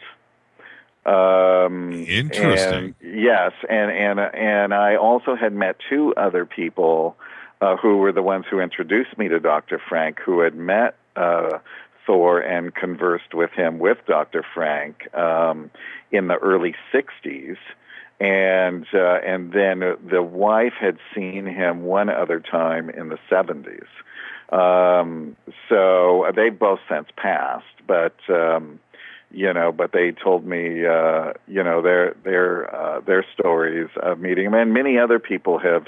There was a story once where Dr. Frank was speaking, and he actually was in the audience. And somebody recognized him, and they were trying to bring him up on stage. And the woman who was running it, got the mic and was like, "No, get him up on stage." And he kept shaking his head, "No." And she sent her usherettes to go get him and bring him up, and everybody turned and looked, and he just vanished. So now he was in the Pentagon. In the audience. Yeah, No. they're when Dr. Frank used to travel, 2 of the vice commanders, Don, who is pictured with him in those photos. He's the other gentleman who's very handsome. He's about 6'3". His hair looks dark in the photos, but it's actually a light brown, and he's got really brilliant blue eyes. he or one of the other vice commanders, Thonn, Thonn, they would accompany Dr. Frank to a lot of the conventions, and they would get rooms, and they would just keep an eye on him.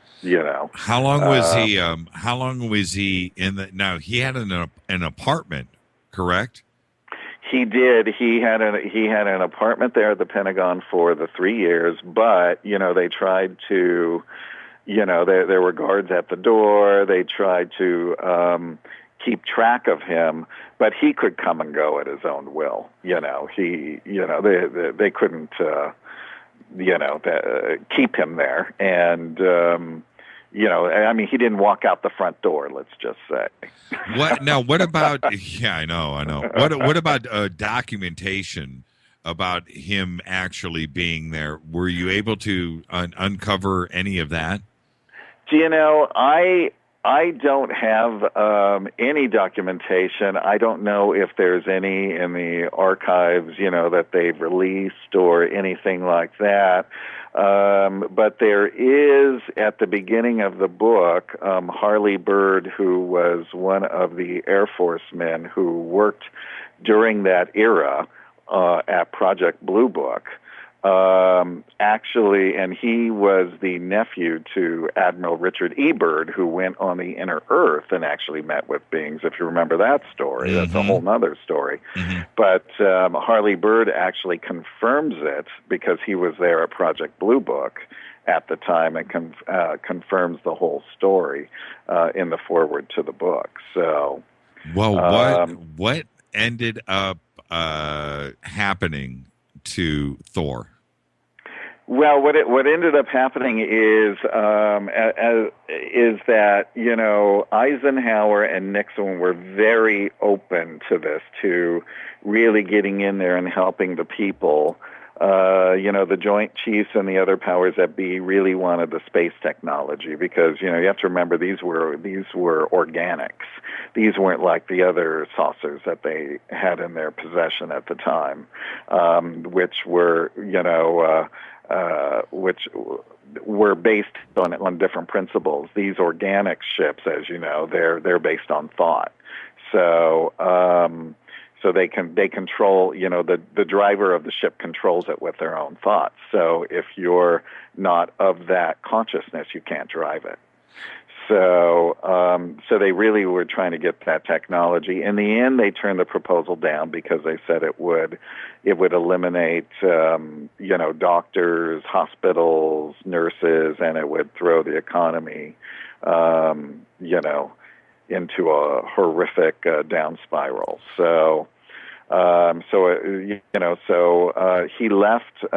He left on exactly 3 years later at the same time at 8 a.m. in the morning, and then he came back 1 year later, and from what Dr. Frank says, was here with his whole complement and has been here ever since, and that his craft is called Victor 1, right. And then the rest of the fleet is like Victor 2, Victor 3, Victor 4, and that there are about 200 of these Victor-class saucers, each holding up to 200 people that are double-deckered, and people can see from the blueprints on the website that they're stationed in and around the Earth, and then there is also a giant starship that's 14 miles long and 7 miles wide that Dr. Frank said that he visited a few times and was amazingly spectacular. So I don't think I have that artist rendering on the website, though. It's absolutely fascinating stuff to look at, and this was a pretty crazy a period. This happened. I think he left in 1960, but that's right. Why did he? They also called him Venus. Now, what was the reason for that?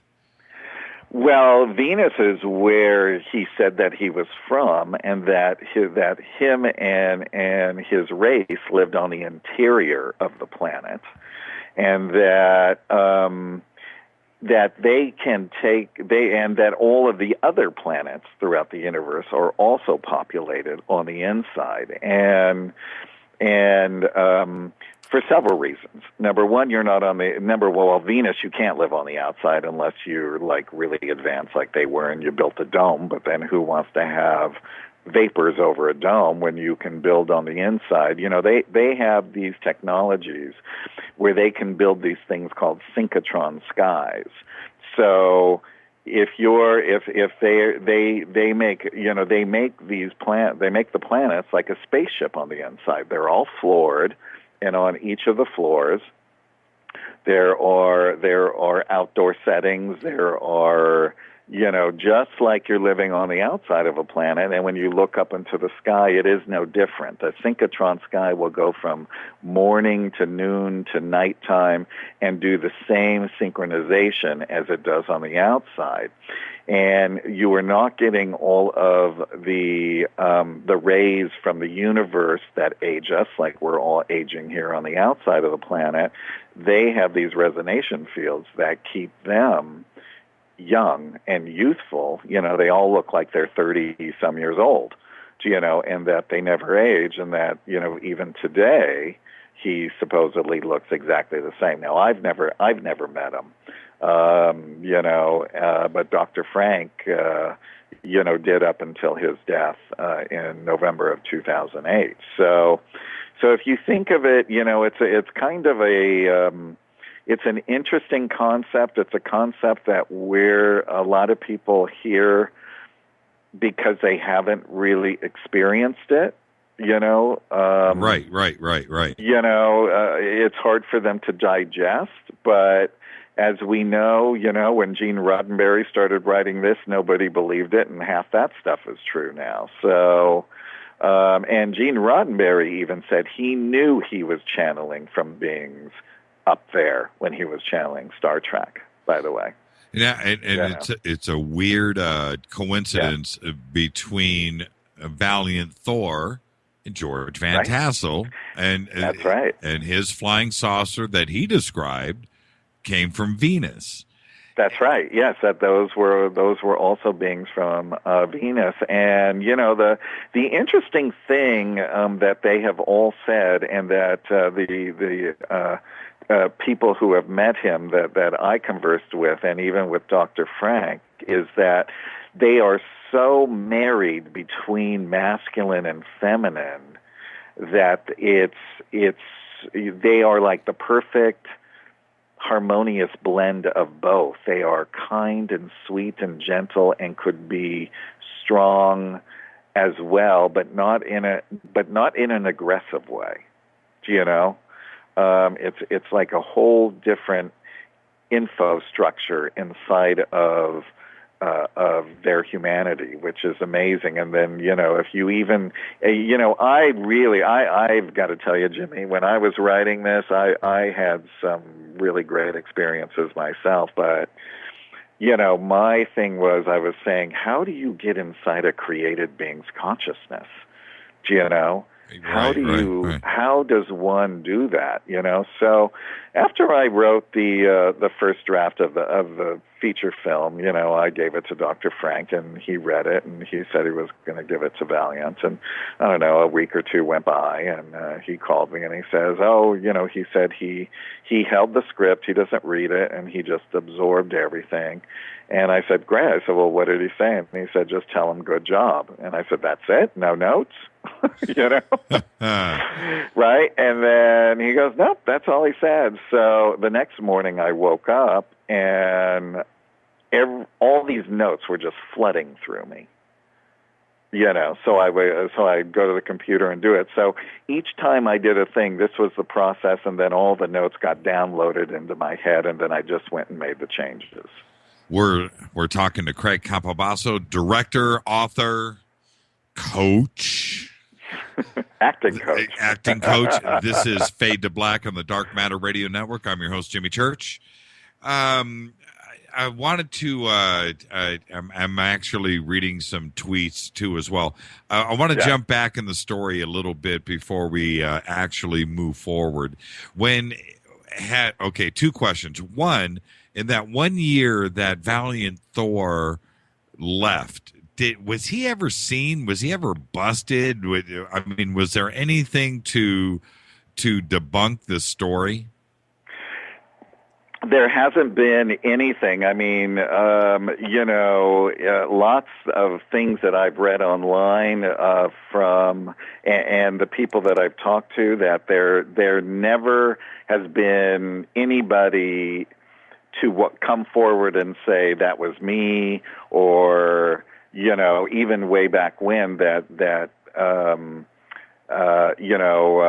usually if somebody's impersonating, there's a story like that, and then all of a sudden, it was like the Billy Meyer case when they said that chick was Asket and she was really a dancer on the Dean Martin show. Right. Something like that comes out, but no, nothing to my knowledge has ever come through to that, and there has never been any other photographs that I know of. Now, I'm sure that when he was there at the Pentagon, I am sure that there are photographs that were taken. Well, yeah. No. What about after that last run, 1961, 1962 to present day? Has he been seen since? Well, he supposedly does meet with lots of people. They do bring people on board Victor 1 as well from all over the world. A lot of these people don't come forward, for fear of being ridiculed. From what he tells me, it's sort of like, one of the other vice commanders, her name is Teal, and she is, she's one of the teachers. So she teaches Earth people about the rest of the universe, and she also teaches the rest of the universe about Earth people. So she's been here supposedly along with the other duration of the vice commanders, which are Dawn, Teal, Thawne, and Zan, Z-A-N-N. Then there is another created being on board who is a permanent crew member whose name is Yanaya, and then his associate is, it's pronounced Yo, but it's spelled Y-E-O. Now, because he's such a distinctive-looking guy, if he's going to be seen, I would assume that he would have been photographed somewhere, but he just seems to have vaporized, and that's my point that I'm trying to make. I know. I even said to Dr. Frank, when he was alive, I said, all of this could go away. All you got to do is just get a picture with him. Absolutely. And but he, Dr. Frank explained to me. He said, he said, as long as I knew him, I never saw him smile until sometime in the 70s. And I said, well, why is that? He said, because his job is on a gigantic proportion, of what he's doing here, and that everything is always, serious business and that kind of thing. But that was not a thing that you would ask somebody. It's not like you would go knock on the president's door and he's in the middle of a meeting and say, I want to get a photograph taken with you. It was that sort of awkward. But you can't also take photographs on the craft, and that's where he pretty much met him most of the time, so he said. Well, you're a director, screenwriter, author, but you've created this movie, but is there a leap of faith here? What side of the fence are you on as far as, is this story based on truth and fact, and what's your disclosure in the film on that subject? Well, I am saying, because, when you do any film, you have to take a little bit of dramatic license to push the story forward. And so I am saying that it's inspired by a true story, and it's based on the book, because it's the storyline of the 3 years that he was here. But I also had the luxury of sitting with Dr. Frank and hearing all of his stories and his, when he would be on the ship and tell me just simple things, about conversations and things that they had, and and how they viewed everything from a beautiful heart standpoint and that. But, when I read the book originally in the 80s, I liked it. I didn't really think either way of belief when I saw the photograph of Valient Thor, though. I really felt a resonation to it, so when I met Dr. Frank, again, I really didn't think much of it. But at a certain, I'm not sure of the exact date, but it was several years after I met him. He had told me, he had come back from visiting them, and he had told me that Teal said to say hello, and I didn't know who she was, and he explained who she was, and I said, oh, that's, when I was writing the story, I would see this woman in my head, and I could hear her voice distinctly, and this was Teal. So I was like, okay, well, that's an interesting experience. But at a certain point, I had gone out with some friends, and I ate some bad fish, and the next day I had a really bad stomach ache, and then the day after, really bad, and then the third day I was just keeled over in bed. I had to call a friend to rush me to the hospital. And actually they rushed me to the doctor, and they tried putting stuff down my throat to get me to throw up or to see if that would help, and nothing helped. So after several hours, they put me in an ambulance and rushed me to the hospital. So they did some tests, and they said that I had a bowel obstruction and that they were going to have to operate in the morning. And so, my friend stayed with me. And anyway, that night, I sort of woke into a twilight sleep where I was awake, half awake and half asleep. And all of a sudden, I felt Teal. I saw her face of how I saw it when I was writing. And I felt bubbles going through all of my intestines. And I heard, "You will be okay in the morning." And then at a certain point, I went back to sleep. And when I opened my eyes in the morning, sitting across from me was Dr. Frank. And he looked at me and he goes, "Teal called me this morning. She told me she fixed you right up last night." So when the doctors came, I said, "Can you do another X-ray?" Of course they did. They said there's no more obstruction, and I walked out of the hospital at 2:00 that afternoon. So that sort of was my bit of proof, if you want to call it that. I've not had the luxury to meet them, but when I was writing the story, like I said, I had the downloads, but I also had the luxury of Valient Thor and Teal and Dawn sharing, it was almost like they would take their feeling body. That's how they express there, by the way. Everybody knows who everybody is on the inside. There are no secrets. There is no duality. It's all, your light and your dark, your masculine and feminine is completely fused. So it was when they would sort of blanket me with this, when I would start writing, I would sob, and I'd cry and cry because it was so beautiful, and the unconditional love was actually really overwhelming, and then I would go and write. So that experience for me was great. It was interesting because I just had a film crew out to my house a couple of months ago. They're doing a new show, and they did a show on me talking about the Valient Thor show. And it was a male and a female host. And I was explaining what I just explained to you.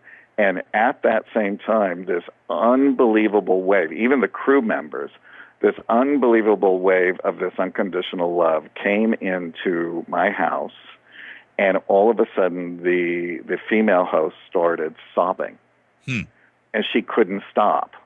And then the male host closed his eyes, and I was like, wow, what's going on? And then all of a sudden he started sobbing, And then they had to like stop tape, and they couldn't control. And then I looked over, and the crew was sobbing, and they were like, "Oh my God!" So they actually got to experience that unconditional love that I got to experience.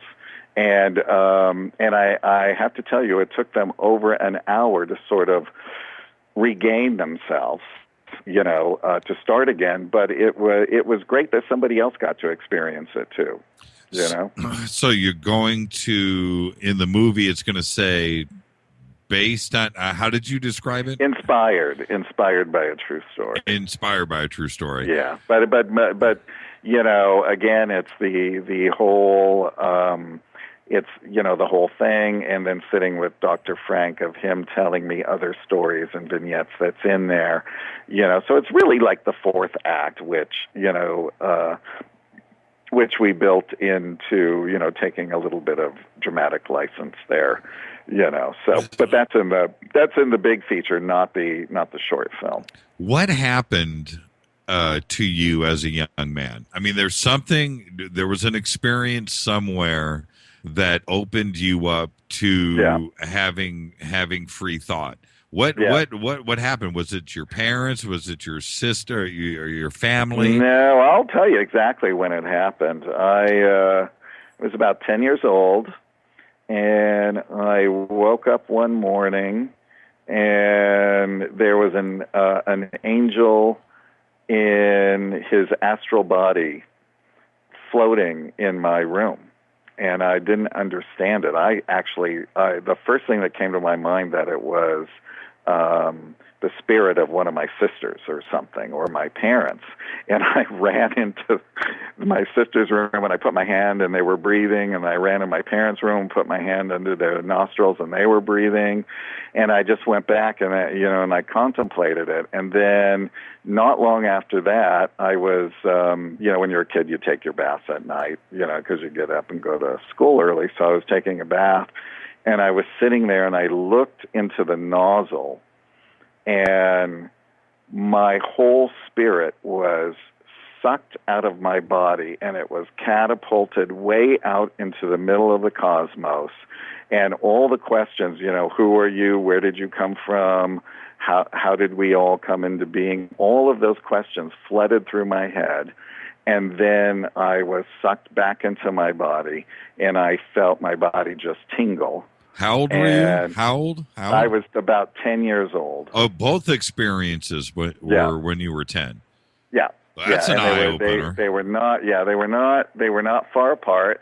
And it wasn't really that I had were they related? Yeah. Were the two experiences related? Well, I think they could have been. Yeah, because they weren't far apart.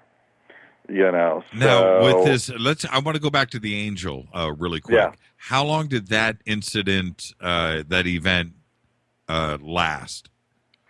I would say about 5 or 6 seconds, something like that. Because the thought that went through my head was, one of my family members had passed. Sure, because it was a see-through, and that's how we perceive spirit. And so I was so worried, I jumped out of bed and went and checked them all, and they were all fine. Well, that was my next question. It's funny that you just said that, but so the apparition or whatever you want to call the angel, it was transparent. It wasn't solid, and it was floating in the room. So that lasted for 5 or 6 seconds. And you're thinking female, like you said, you thought it might have been your sister?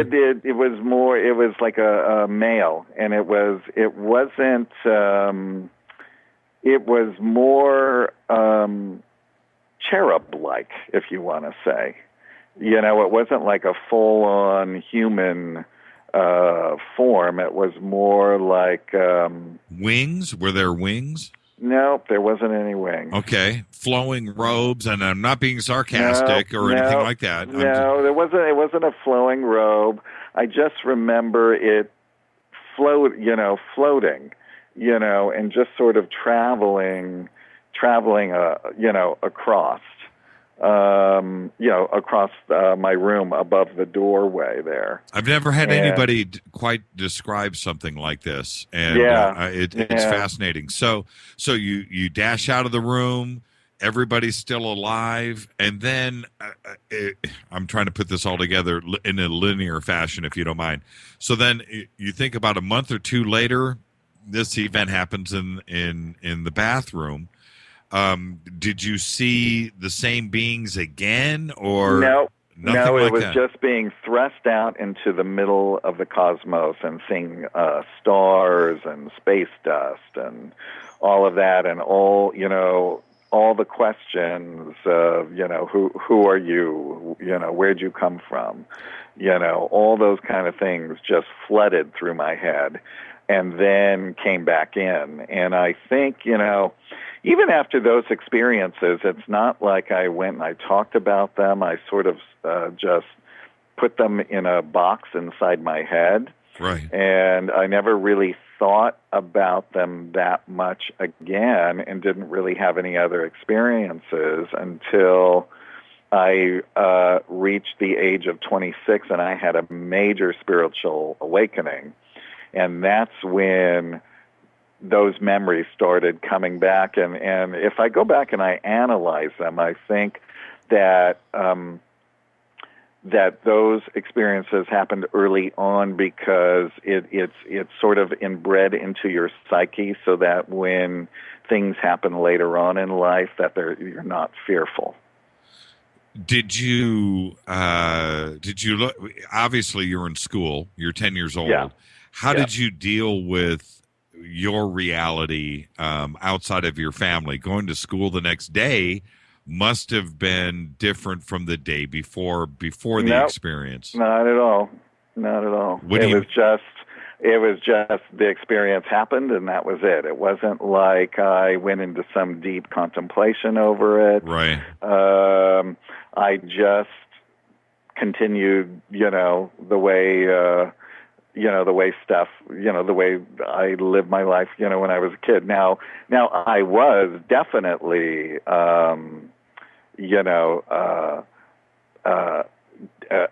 different, a different kid, I would say.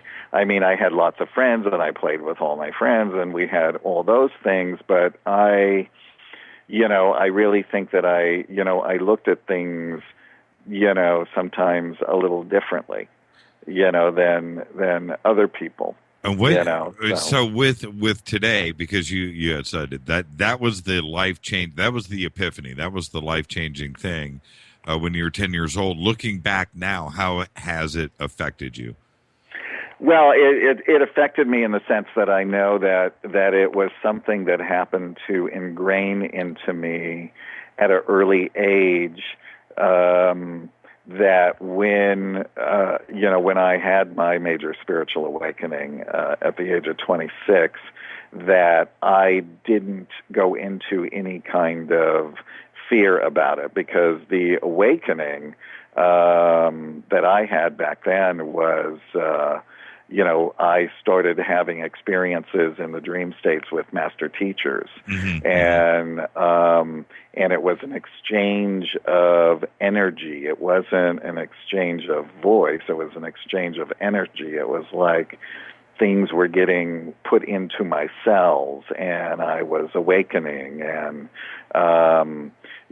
and then when the next process happened, after that, I would wake up and I would remember, what I saw and what the beings look like, and then I would just sort of sit there feeling really, really good, and feeling really enveloped again in love.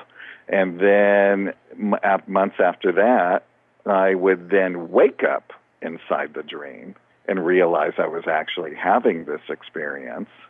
And then months after that, I would again have that same experience, having the dream, wake up in the dream, and then I would open my eyes, and then I would see the astral forms of these master teachers. So it was becoming more and more prevalent that things were, that I was waking up to something greater than what I knew. I really didn't understand at the time a lot of what was going on, but the the major spiritual awakening was this golden light that was fed into my cells.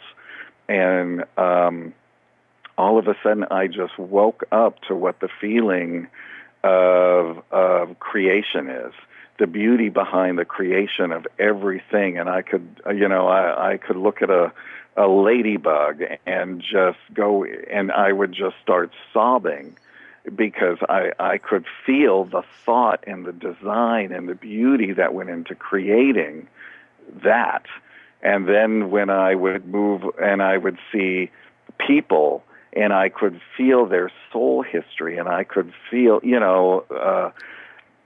I would just feel what they went through.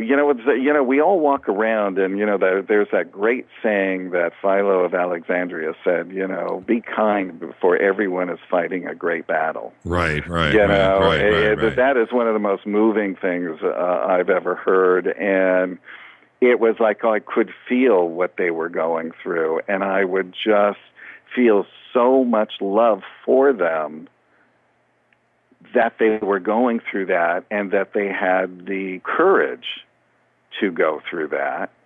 And it's not like I walked up to somebody and voiced it. It was just the things that I was feeling and connecting with on the inside. Intuition, emotions. Absolutely, So, well, let me ask you this, Craig. For me, this is kind of obvious, but for everybody else that's listening, and by the way, we're talking to Craig Campobasso, director, author. This is Faded to Black on the Dark Matter Radio Network. I'm your host, Jimmy Church. All right, there's the top of the hour. We got that in. Okay, so now, Craig, this is when you went through all of this. Yeah. Was this before you met Darryl Anka? Yes, this is definitely before I met Darryl Anka. Okay, let me stop you there. Okay, because you know where I'm going with this, but they don't. Yeah. But all of this now, Darryl Anka is a channeler. He channels Bashar. He's been a guest on this show. And all of this, and this is the first time that I've interviewed you, it's the first time you and I have talked about this, I should say. Right. So, but all of this is very, very, very similar and parallels Darryl's message. And so you go and you meet Darryl, and you know about the past, you know about all of the emotions that you've been going through and your experiences and all of this, and then you meet Darryl. Was it like a lightning bolt in the forehead? I mean, were you just floored? Do you know, I had briefly met Darryl somewhere in the 80s, and I don't remember where. He doesn't remember, but then last year, at some point, we were sitting next to each other at the PRG, meetings that Steve Bassett has. Yep. And anyway, so we got talking, and we just hit it off. And he was getting ready to do his film, Bashar: First Contact. And so he actually called me to do the casting, which I did for the film, and was very excited to, because his is a CGI extravaganza as well. Like Stranger at the Pentagon, even the short film has 70 visual effects in it. So anyway, the God's honest truth, I have never heard Darryl channel. Now, when I was doing the movie, I went and I watched some of his channelings, online, and I said, and I've even said to Darryl, God, when you're here, please let me know, because I really want to come and see you channel. So, but I did meet his teacher when his channeling teacher was here, and I did go see him channel and met him last year as well. So, But you're dancing around my question. Was it a lightning bolt in the forehead? Because I know it was. It was. I was excited. I mean, I definitely was excited to meet him. I didn't, like I said, I didn't know about the material and the things that he was doing. I always knew that he was doing Bashar. That kind of thing. So, I mean, it wasn't like an epiphany or anything. It was like a it was like meeting an old brother, I would say. Did it confirm for you? Because when you're having those kinds of thoughts, obviously, especially at a young age, a young adult, 26, 27, 28 years old, you can have those thoughts, but you can also question your thoughts and yourself. And then you go and you meet somebody like Daryl and Bashar, where it confirms suspicions. It confirms your path in life. Right. Well, I didn't need confirmation when I met Daryl. I met Daryl last year. So, yeah. So, like I said, I met him briefly somewhere in the 80s, but it wasn't an exchange of, what we were experiencing or anything. I think it might have been maybe a little spiritual get-together or something. So, so when I met him last year is, 2013. So right. Yeah, this is many years later. That was like 1985. I'm 54 now. So, Right. It's so funny for me because having talked to Daryl quite a bit and talking to you now, the stories are just right there, man. And lots of people are having these amazing stories. I was just sitting with an actress the other night at dinner who was telling me the same, almost the same story of these light beings coming to her on occasion of a few nights in a row, and her waking up and feeling this unbelievably overwhelming love, and her feeling like she was missing some part of home, and things like that. By the way, because I do work with a lot of celebrities, the first question I always ask them, I always say, if a spaceship came, would you go? Most of them say yes, and a few of them say no. I'd be terrified. But lots of people have seen UFOs or have seen flying saucers. Not because the UFOs unidentified, but some of them have actually seen them. And had quite a lot of experiences. I think a lot of people have had experiences. Skeptics and things. Also.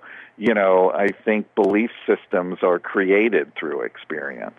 When you say, we all know about Shirley MacLaine, you want to drop a name on us, though? Anybody that you want to say told you about an experience? Oh, no, I couldn't. Yeah, I couldn't. Craig, come on. Come on. I definitely couldn't, but no, I definitely always keep everything confidential. I know. I had to stick it out there, and I had to ask. Now, so I'm going to open up the phone lines really quick. 323-825-5045. We'll take some questions with Craig. 323-825-5045. You can also Skype in. The Skype number is Fade2Black14.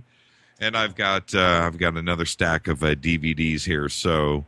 Oh, good. And can we give the shout out to the book website in case anybody wants to go check it out? Yeah, absolutely. Well, the links are, I believe the links are up. Oh, no, we did Stranger at the Pentagon. You did Stranger at the Pentagon. The book website's autobiography of an ANET.com, and it's the book is fully illustrated, and people can read the foreword by Sylvia Brown and all that kind of stuff. So it's on Amazon, it's on Kindle, it's on all that. If anybody wants autographed copies, they can email me through the website as well. Fantastic. First call just came in. Let's grab it. Awesome. All right. You are live on the air with Craig Campobasso. Who's calling? Hey, it's Dino. I'll be real quick tonight. Thank you. Okay, Dino. How you doing? Dino. Say hi to Craig. Hi. Hey. This is getting very scary. I listened to your show, and we seem to have the same thought patterns. I was thinking about Shirley MacLaine for the last half hour. And while I've never met her, I have met Willie Nelson. I think their birthdays are pretty close. And what I feel is there's a no BS person behind the actor-entertainer. My observation is that one time, whenever that moved out on the limb, it was a 2-night television event. Yes. On the book, whatever year that was that it came out, I happened to be, shortly after it, I watched it on TV and was fascinated, in an area where, was that John Hurt that played the guy opposite her, the alien? It was John Hurd, Heard. Yeah, There's John Hurt and then John Hurd.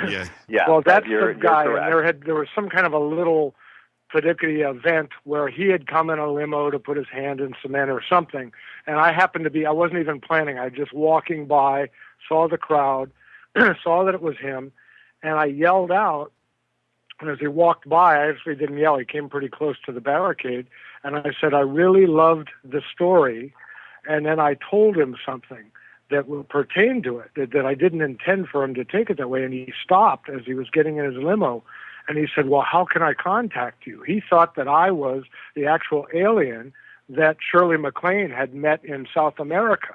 And I just thought that was so odd because he must have believed her because he said, well, how can I get in touch with you? And I was kind of embarrassed because I saw where he was going and I didn't intend that.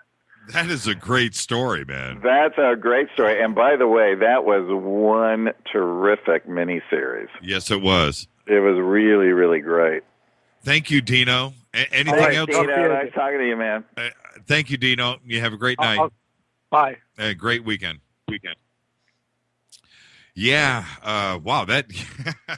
That is. See, that's cool. Yeah. That's very cool. I would love to get Shirley on the show, potty mouth and all. I'd let her rip. I really would. She does her own radio show. You should contact that and see if you can get her on. Because I think when she was doing, I think her last book, Aging While Saging, I think she was doing the whole circuit. So yeah, absolutely. And she, it's not so much for me her coming on and talking about flying saucers in her front yard. It's not about that with me and her. I get her. That's what I really do. I get Shirley. You know what? The thing that's great about her, not only does she have a brilliant mind and she's a brilliant actress, but she's no bull. She just says it like it is, and when you work in this business, you really want that. You don't want people dancing around. Everything. So, I've always thought when we make the big feature film, I've really been thinking about using her to play Mamie Eisenhower. Oh, that would be great. Yeah, she would be really fantastic. There's some great scenes between Mamie, Pat Nixon, and Valiant Thor. Oh, so. She'd be right there. She would love it. I know she would love it. Yeah, I'm very good friends with her agent, who I've known for a million years. If you need a big fat radio guy, let me know. I'm there. Okay. Yeah, cast you're there. me. You're in. Cast me. That opens up the phone lines, everybody. 323-825-5045. Fade to Black 14 is the Skype number, and Dino got a DVD last night. But I've got some more DVDs here we'll give away, and just go ahead and call in 323-825-5045. I want to talk about the subject of the month, which is the Malibu deep underwater base. Right. So first thing, I'm just going to go. What was the first thing you thought when you saw the first set of pictures?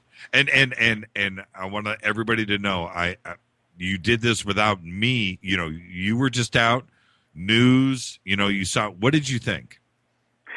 Well, when I first saw them, I definitely thought that they definitely could be real.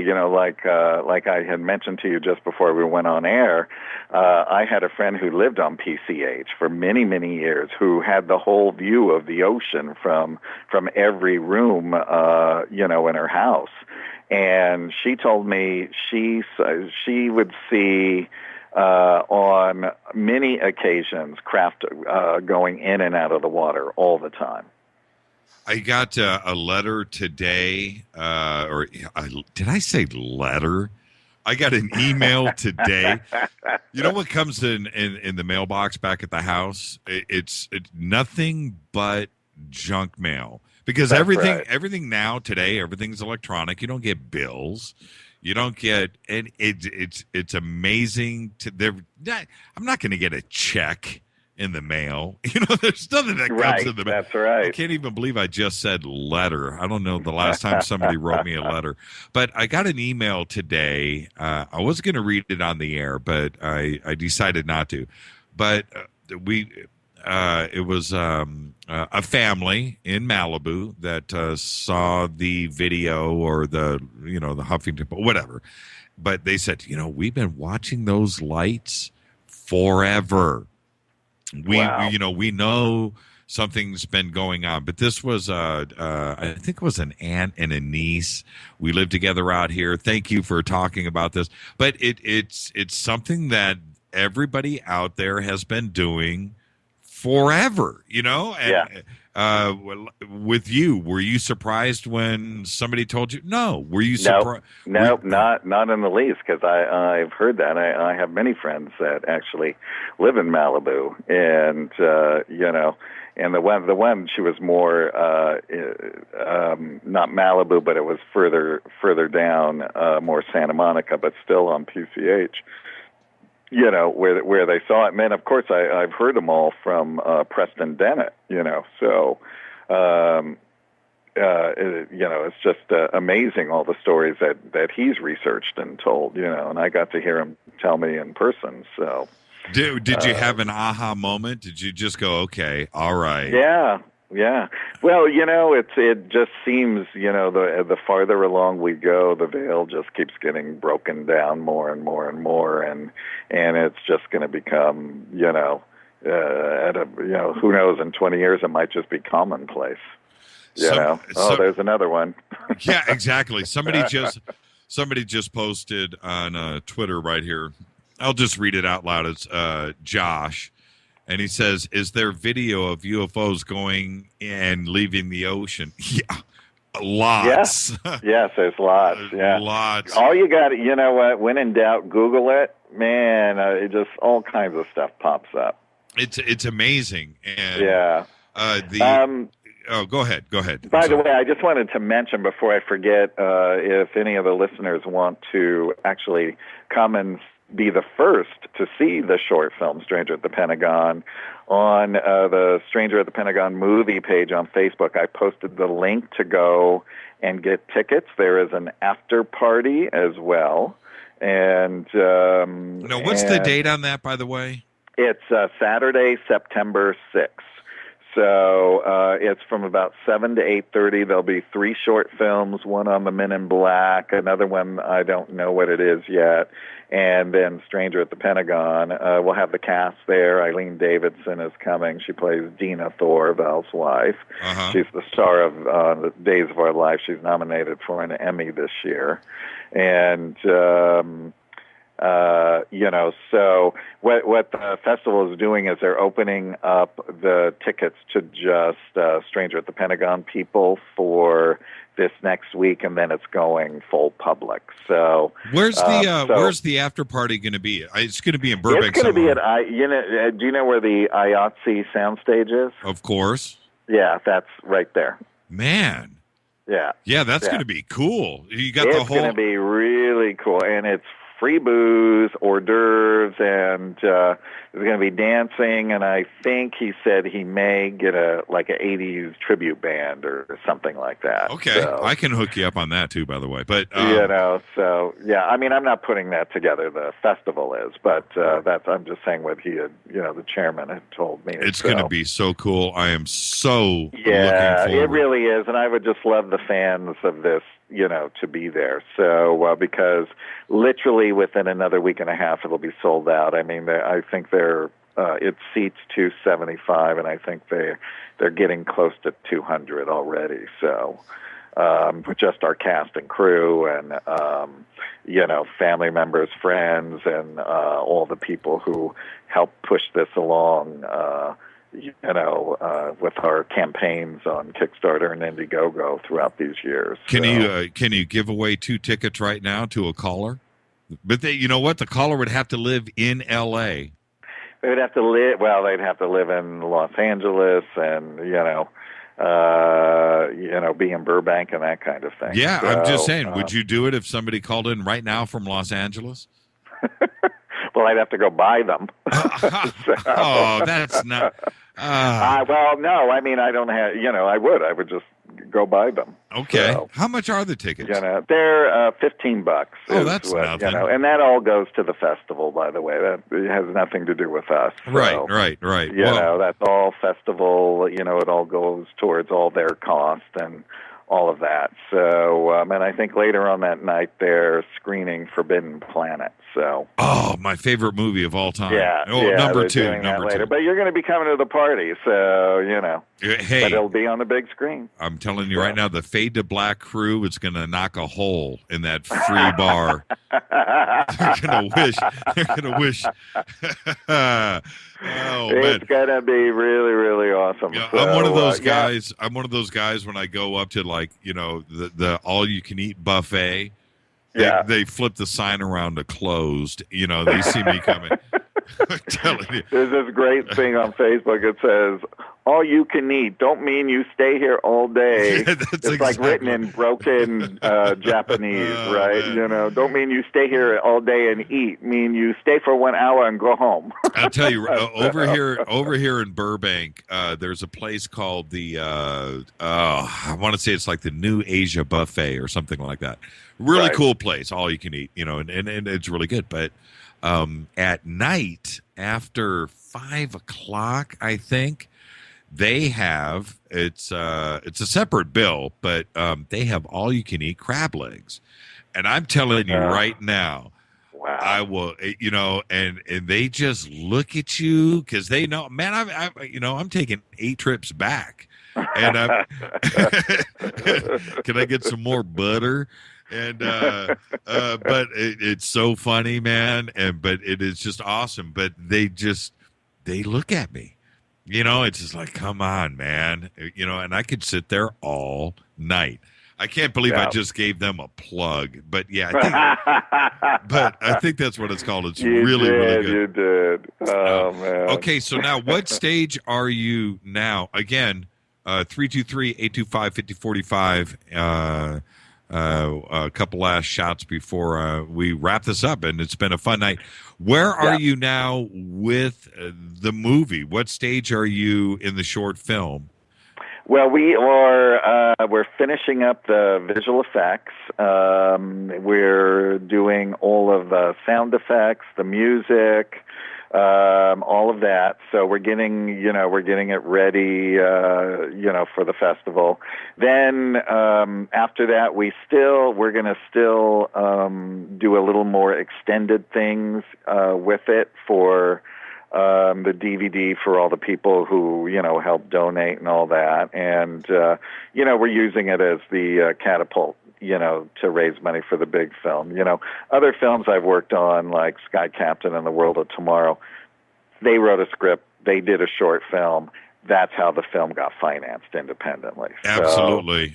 So, that's a movie for some reason that has been kind of lost. I've got it on DVD. It rocked, an amazing cast.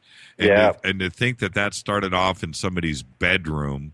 Very, very talented guy, though. Kerry Conrad. Kerry Conrad. Yeah, him and his brother lived in an apartment in Van Nuys. Yeah, absolutely, right down the street, and that's no joke. And that's movie, no joke. Yeah, that's right. Yeah. And the short film was fantastic, and so it's the same thing. In the old days, you would go and you would sit with people and tell them the story, and they'd be like, the studio couldn't even visualize what George Lucas was telling them about Star Wars. He had to go have big airbrush paintings done to show them the look of it before they said yes. Right. This is me saying this will be the look of it, and imagine if I have a whole lot of money, what I could do with visual effects, No, it's true. It's really true. And you can also with Sky Captain or anybody today with vision like yourself, you don't have to have the fat guy with the cigar, sitting at the big desk telling you suck and to leave his office. You can go and go right down to Fry's, get the software, or download the software. And if you've got talent, if you've got vision, or if you've got a message that you want to get out, you can do it now. You don't have to wait for somebody to tell you yes. And and that goes for anything, whether it's filmmaking or doing a radio show like this, or a TV program, or a blog, or whatever or an album. It does. If you've got music now, distribution is free. Yeah. Really? Do you Everything. think? Do you think you're good enough? If you do, go get it done. And that's really the truth. It's a brave new world out there, and it is. And what a lot of people don't realize is all the major publishers, they're all in trouble. And what they've actually done is they've gone and bought up the self-publishing houses. Absolutely, they have. Yeah. Penguin just bought up Author House, I think last year. And it's not about. I had read something a couple of years ago about things like that getting shut down, the brick and mortar publishing houses, and when you have today.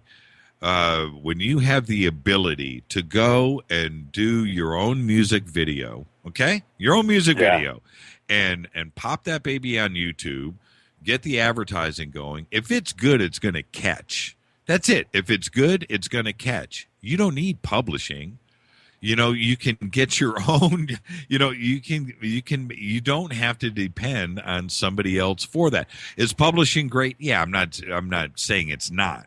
And I'm not saying a record deal isn't great, but you can independently go and do what you want to do on iTunes and YouTube, and go out there and not only make a living, but it's an honest living, but it's just about being free. You don't have to, not free as in you're not chained down to anything, and you don't have to listen to the man tell you no. And that stifles creativity right there. Bands like Van Halen, where they were turned down by 50 record companies, just imagine if Van Halen today, or bands like that are creative, they don't have to hear no. They don't have to be discouraged, and go and just get it done. And you can just get it done and do it. Absolutely. And there's all kinds of things that you can do yourself, and, through social media, that's your press, it's... there really is no excuse. I say the same thing to actors in their reels. I said, now, you know what, go write yourself a scene, go find somebody with a little HD camera, or buy one. They're $129. Shoot it, score it, edit it, boom, you got a reel. Easy as pie. And it is that easy. Now, what's the next stage then to take... Oh, I wanted to ask. I'm sorry. I have my notes right here. How long is the short film? The short film right now is about 25 minutes and 25 and a half minutes right now. So we just did the final, locked cut for sound and music, and the other day. So then the next step will be the festival, and then we're going to be doing some extra behind the scenes for the DVD for all the donators. It's not something that we're putting out for sale. It's just the people who helped us donate along the way. They get a copy of it if they donated at a certain level, and that. But then what we'll do is that will accompany our whole business plan and the whole thing, which will go out to investors, and and then we'll get the big film rocking and rolling. So we've already got a lot of the big guys, behind the scenes, in all the departments. So how do you handle that? So you go to Burbank and you do that, but are you on schedule to start principal photography and move on with the full-length feature? Where everything is ready for the full-length feature. So our production attorney handles all of the financial stuff. So now what he'll have with the rest of the package is he'll have the short film, which will accompany the package so that investors can see it. It's just so much easier for people. It's what we call a very expensive sizzle reel. I can dig it. Because people then they can actually see the story, because the scenes that everybody's going to see in the short film are scenes that are in the big feature film. Some of the scenes are pared down a bit, and etc. Because it's the short film. But then it just gives you it's the main storyline. Of the story when he was there, and then and in the short film we have a little cliffhanger, but but it's good, but it's good, it's fun, and it's exciting. I finally got to show it to two people. One was the guy who's a friend of mine who edited all the Star Trek series from Next Generation all the way to the end. So I got to sit with him and, have fresh eyes look at it, and he just loved it. He just loved it. He goes, "Oh my God, you've really got real twinkling stars. We had black velvet and lights." That's how it's done. That's right. Yeah, it's about a step away from the way Kubrick did it, and it's fabulous. I got to thank you, Craig, for coming on tonight. Any parting shots before we say goodnight? I just had a great time, and I hope everybody can come out and see us at the Burbank Film Festival. It'll be fun. So, and just make sure you like the page if you want the updates. Stranger at the Pentagon movie. We'll get all those links up. We'll get all those links up for you. Thank you, man. Awesome. Thanks so much, Jimmy. I had a great time. Craig, I had an amazing time. All the best, and I can't believe we still didn't touch on all the subjects. But I know. Right before the film festival, we'll get you back on, and I'll make sure that you have a couple of tickets with you to give away. All right. Thanks. Oh, that's perfect. Thank you so much. Thank you, Craig. You have a good night. You too, Jimmy. Bye-bye. Bye-bye. All right. Thank you, Craig. Oh, man. Okay. So with that, thank Craig Campobasso. That's another great conversation here at Fade to Black on a Friday night. Let's take a quick break. I need a break. I'll be back right after this. Don't touch that mouse. This is Fade to Black on the Dark Matter Radio Network at JChurch Radio, hashtag DMRadioNet. Phone lines are open. 323-825-5045. I'll be back right after this.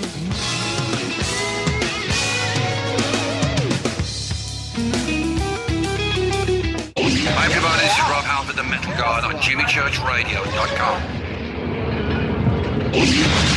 What's up? My name's Brian Taylor, Ninja Badass Extraordinaire, and this is JimmyChurchRadio.com. JJCR in your face. JimmyChurchRadio.com on the Dark Matter Radio Network.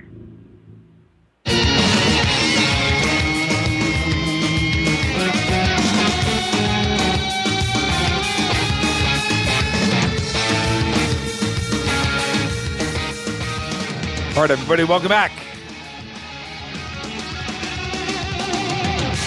Fade to Black Friday.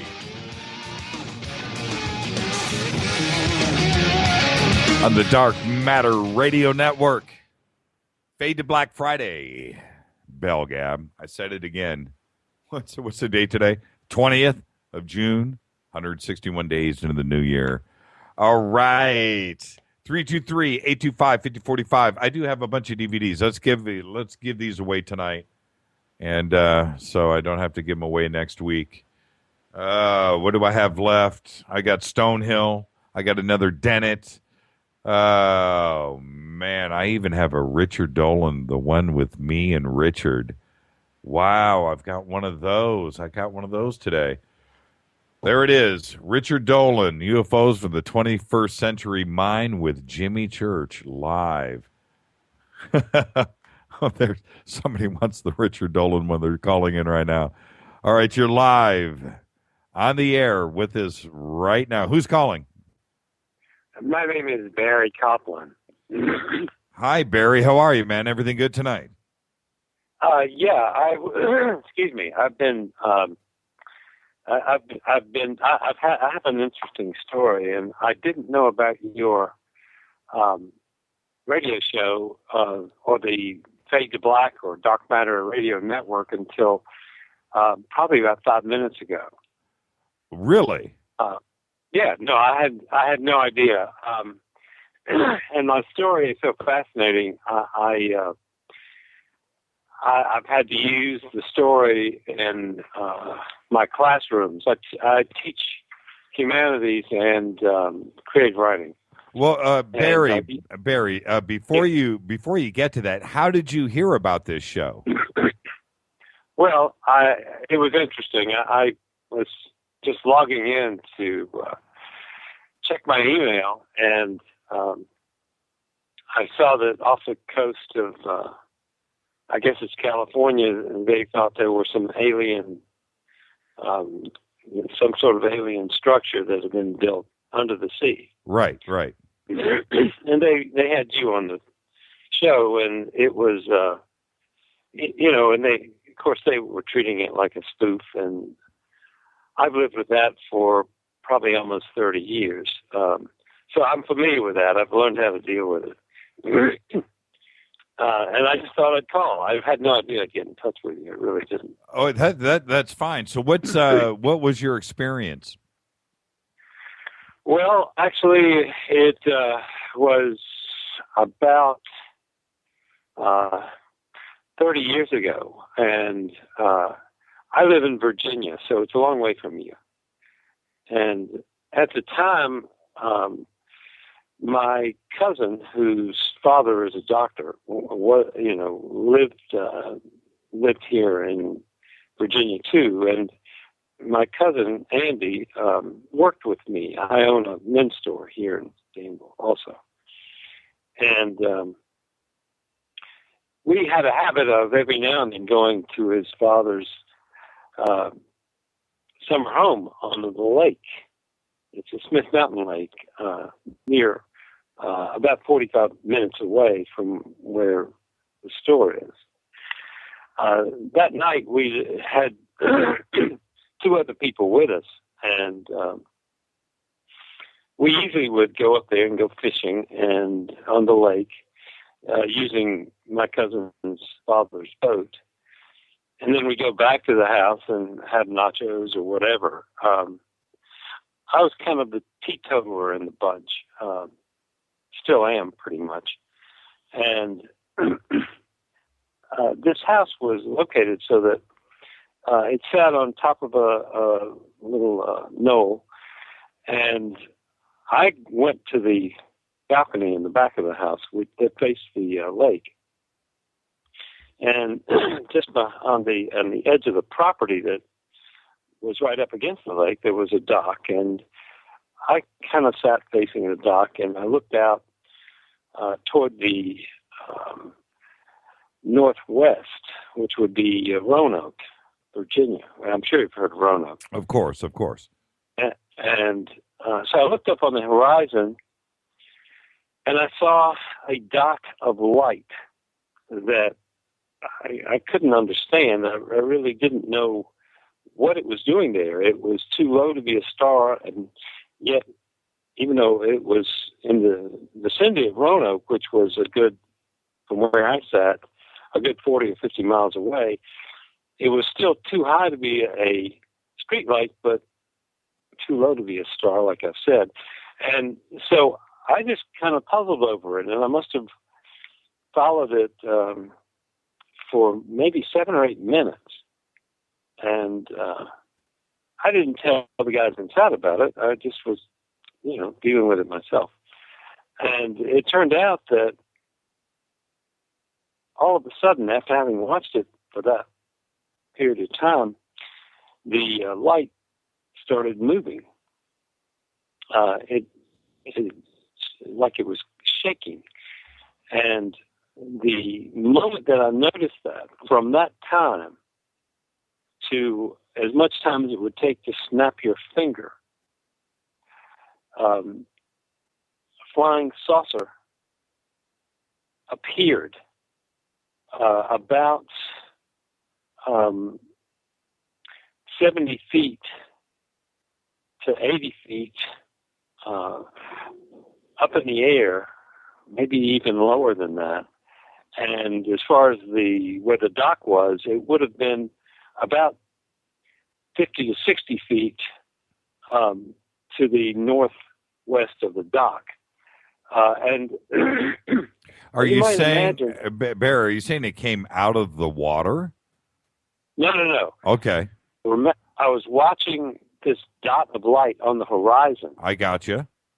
And the dot, apparently what I didn't realize at the time, of course, was that the dot was actually moving. And it was moving so fast, it was creating this dot of light. Oh, I got you. Okay. And so what ended up happening was that when the dot started shaking, I realized it wasn't just a stationary dot. It was something moving, but I didn't have time to even think about it because once it started moving, it had moved so fast that it covered that distance in a fraction of a second. I got you. And materialized. And what was so incredible was this saucer looked like a standard saucer that you'd see drawn with the cup on top and the plate below, and all around the cup were alternating bright lights that were red and then kind of an off-white. And the lights shone very brightly, which indicated some sort of power source that was emanating from there. What was so also remarkable was that not only did it hover without a sound, but it had stopped without a sound, and it had stopped suddenly. And it lingered there for what must have been about 3 minutes. And it gave me time to just kind of get over my fear. I reached behind me and opened the sliding glass door behind me, and told the guys to come and see it. And so each one stuck out his head, and they saw it.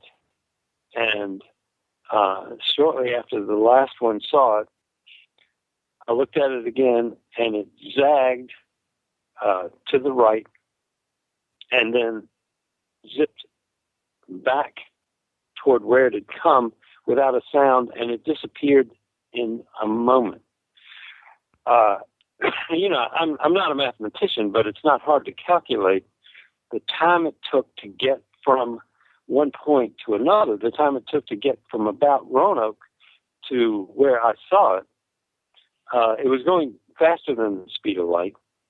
And, but having said that, what fascinated me was that at that point, by this time I was feeling bolder.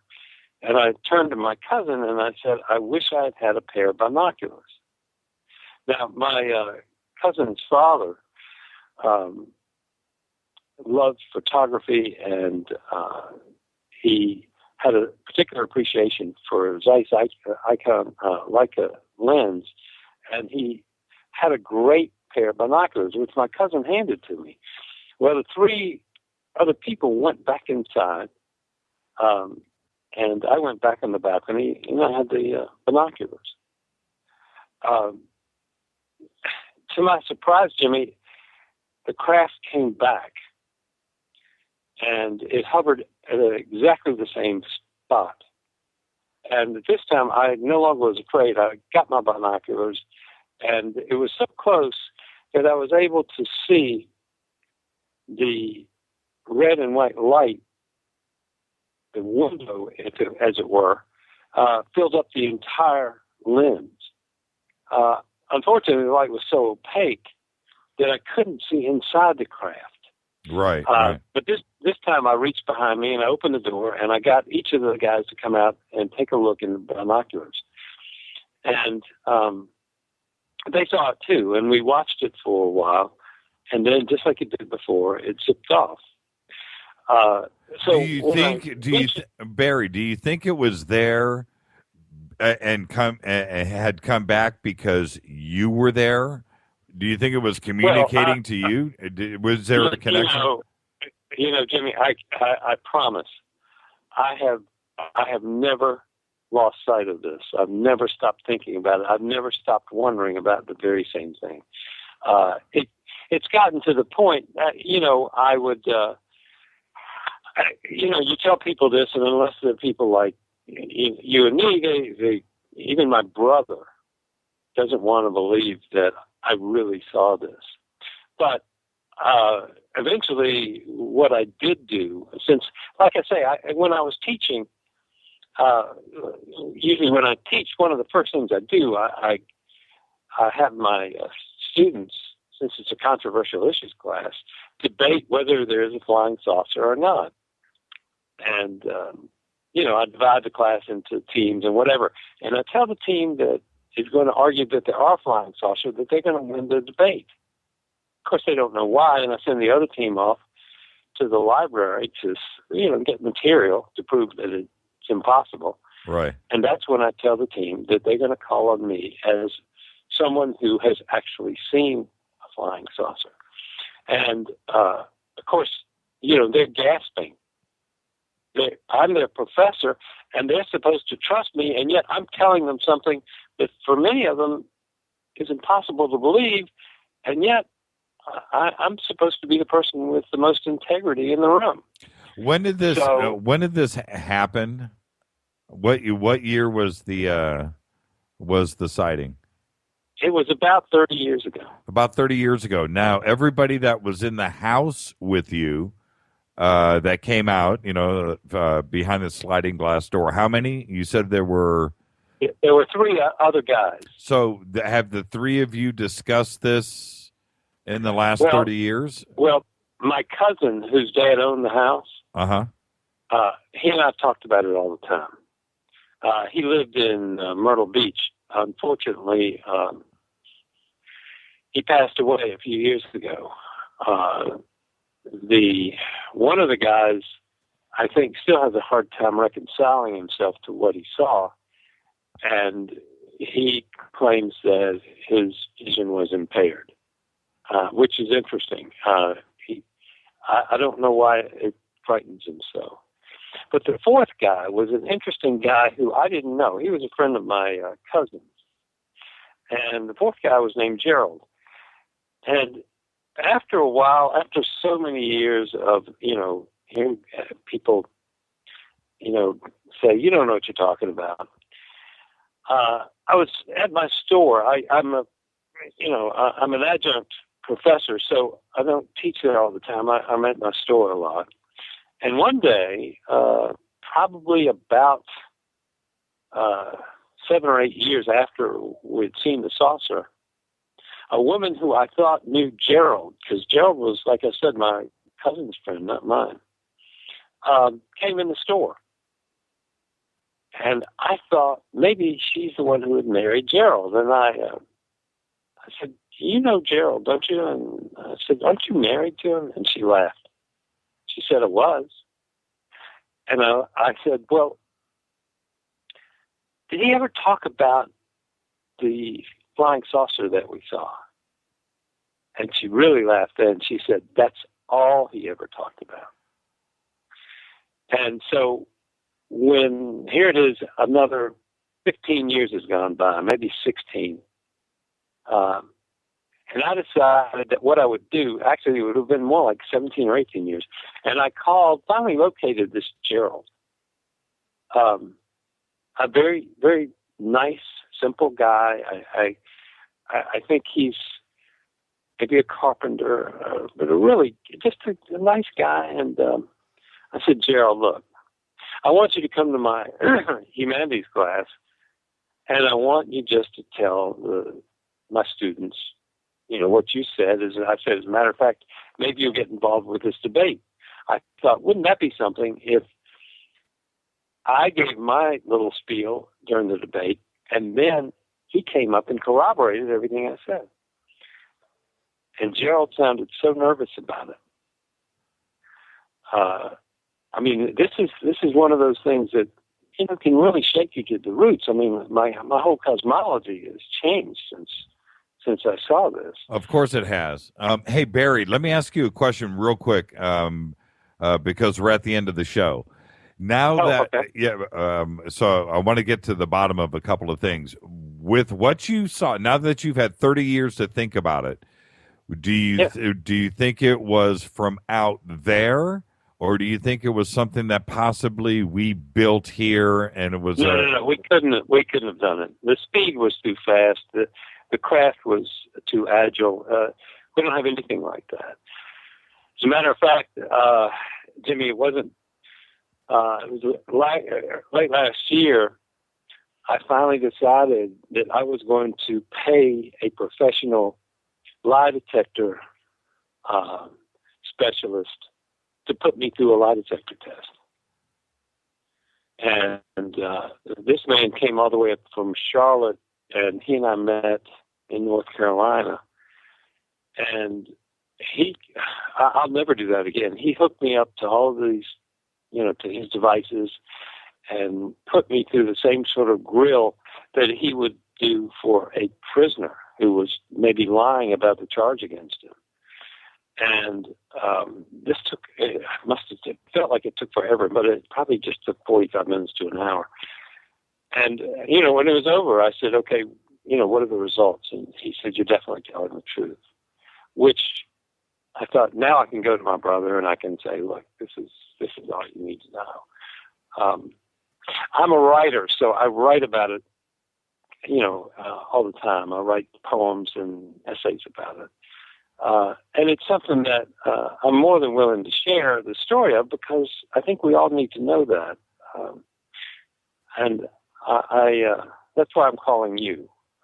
And I'd be glad to answer any questions, or even if you want to call me back, I could give you my number. And I've got your number right here in front of me, and okay, absolutely, Barry. Thank you for calling in, and thank you for sharing that story with us. I think it's an incredible story, and great ending and everything else. And I don't know how your fellow professors and teachers would think about you, talking to your humanities class like that, but you gotta be able to just tell your story. That's it. That's the bottom line. You got to share it. Well, yeah, I think so. And, I'm glad that this is a forum where people can discuss these things. I think that's essential. I really appreciate it. All right. We're at the end of the night. Thank you for calling in, Barry, and you call in again, and always share with us. If there's anything you ever want to talk about, call in. Okay, I'll do that. Take care. Have a great weekend. Thank you, Barry. Bye-bye. Bye-bye.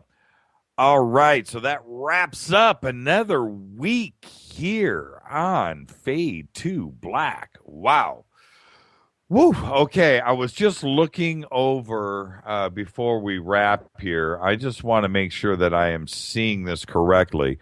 Dale just tweeted on ABC7's Facebook page. The story has got 6,000. I want to read this right here. Hold on.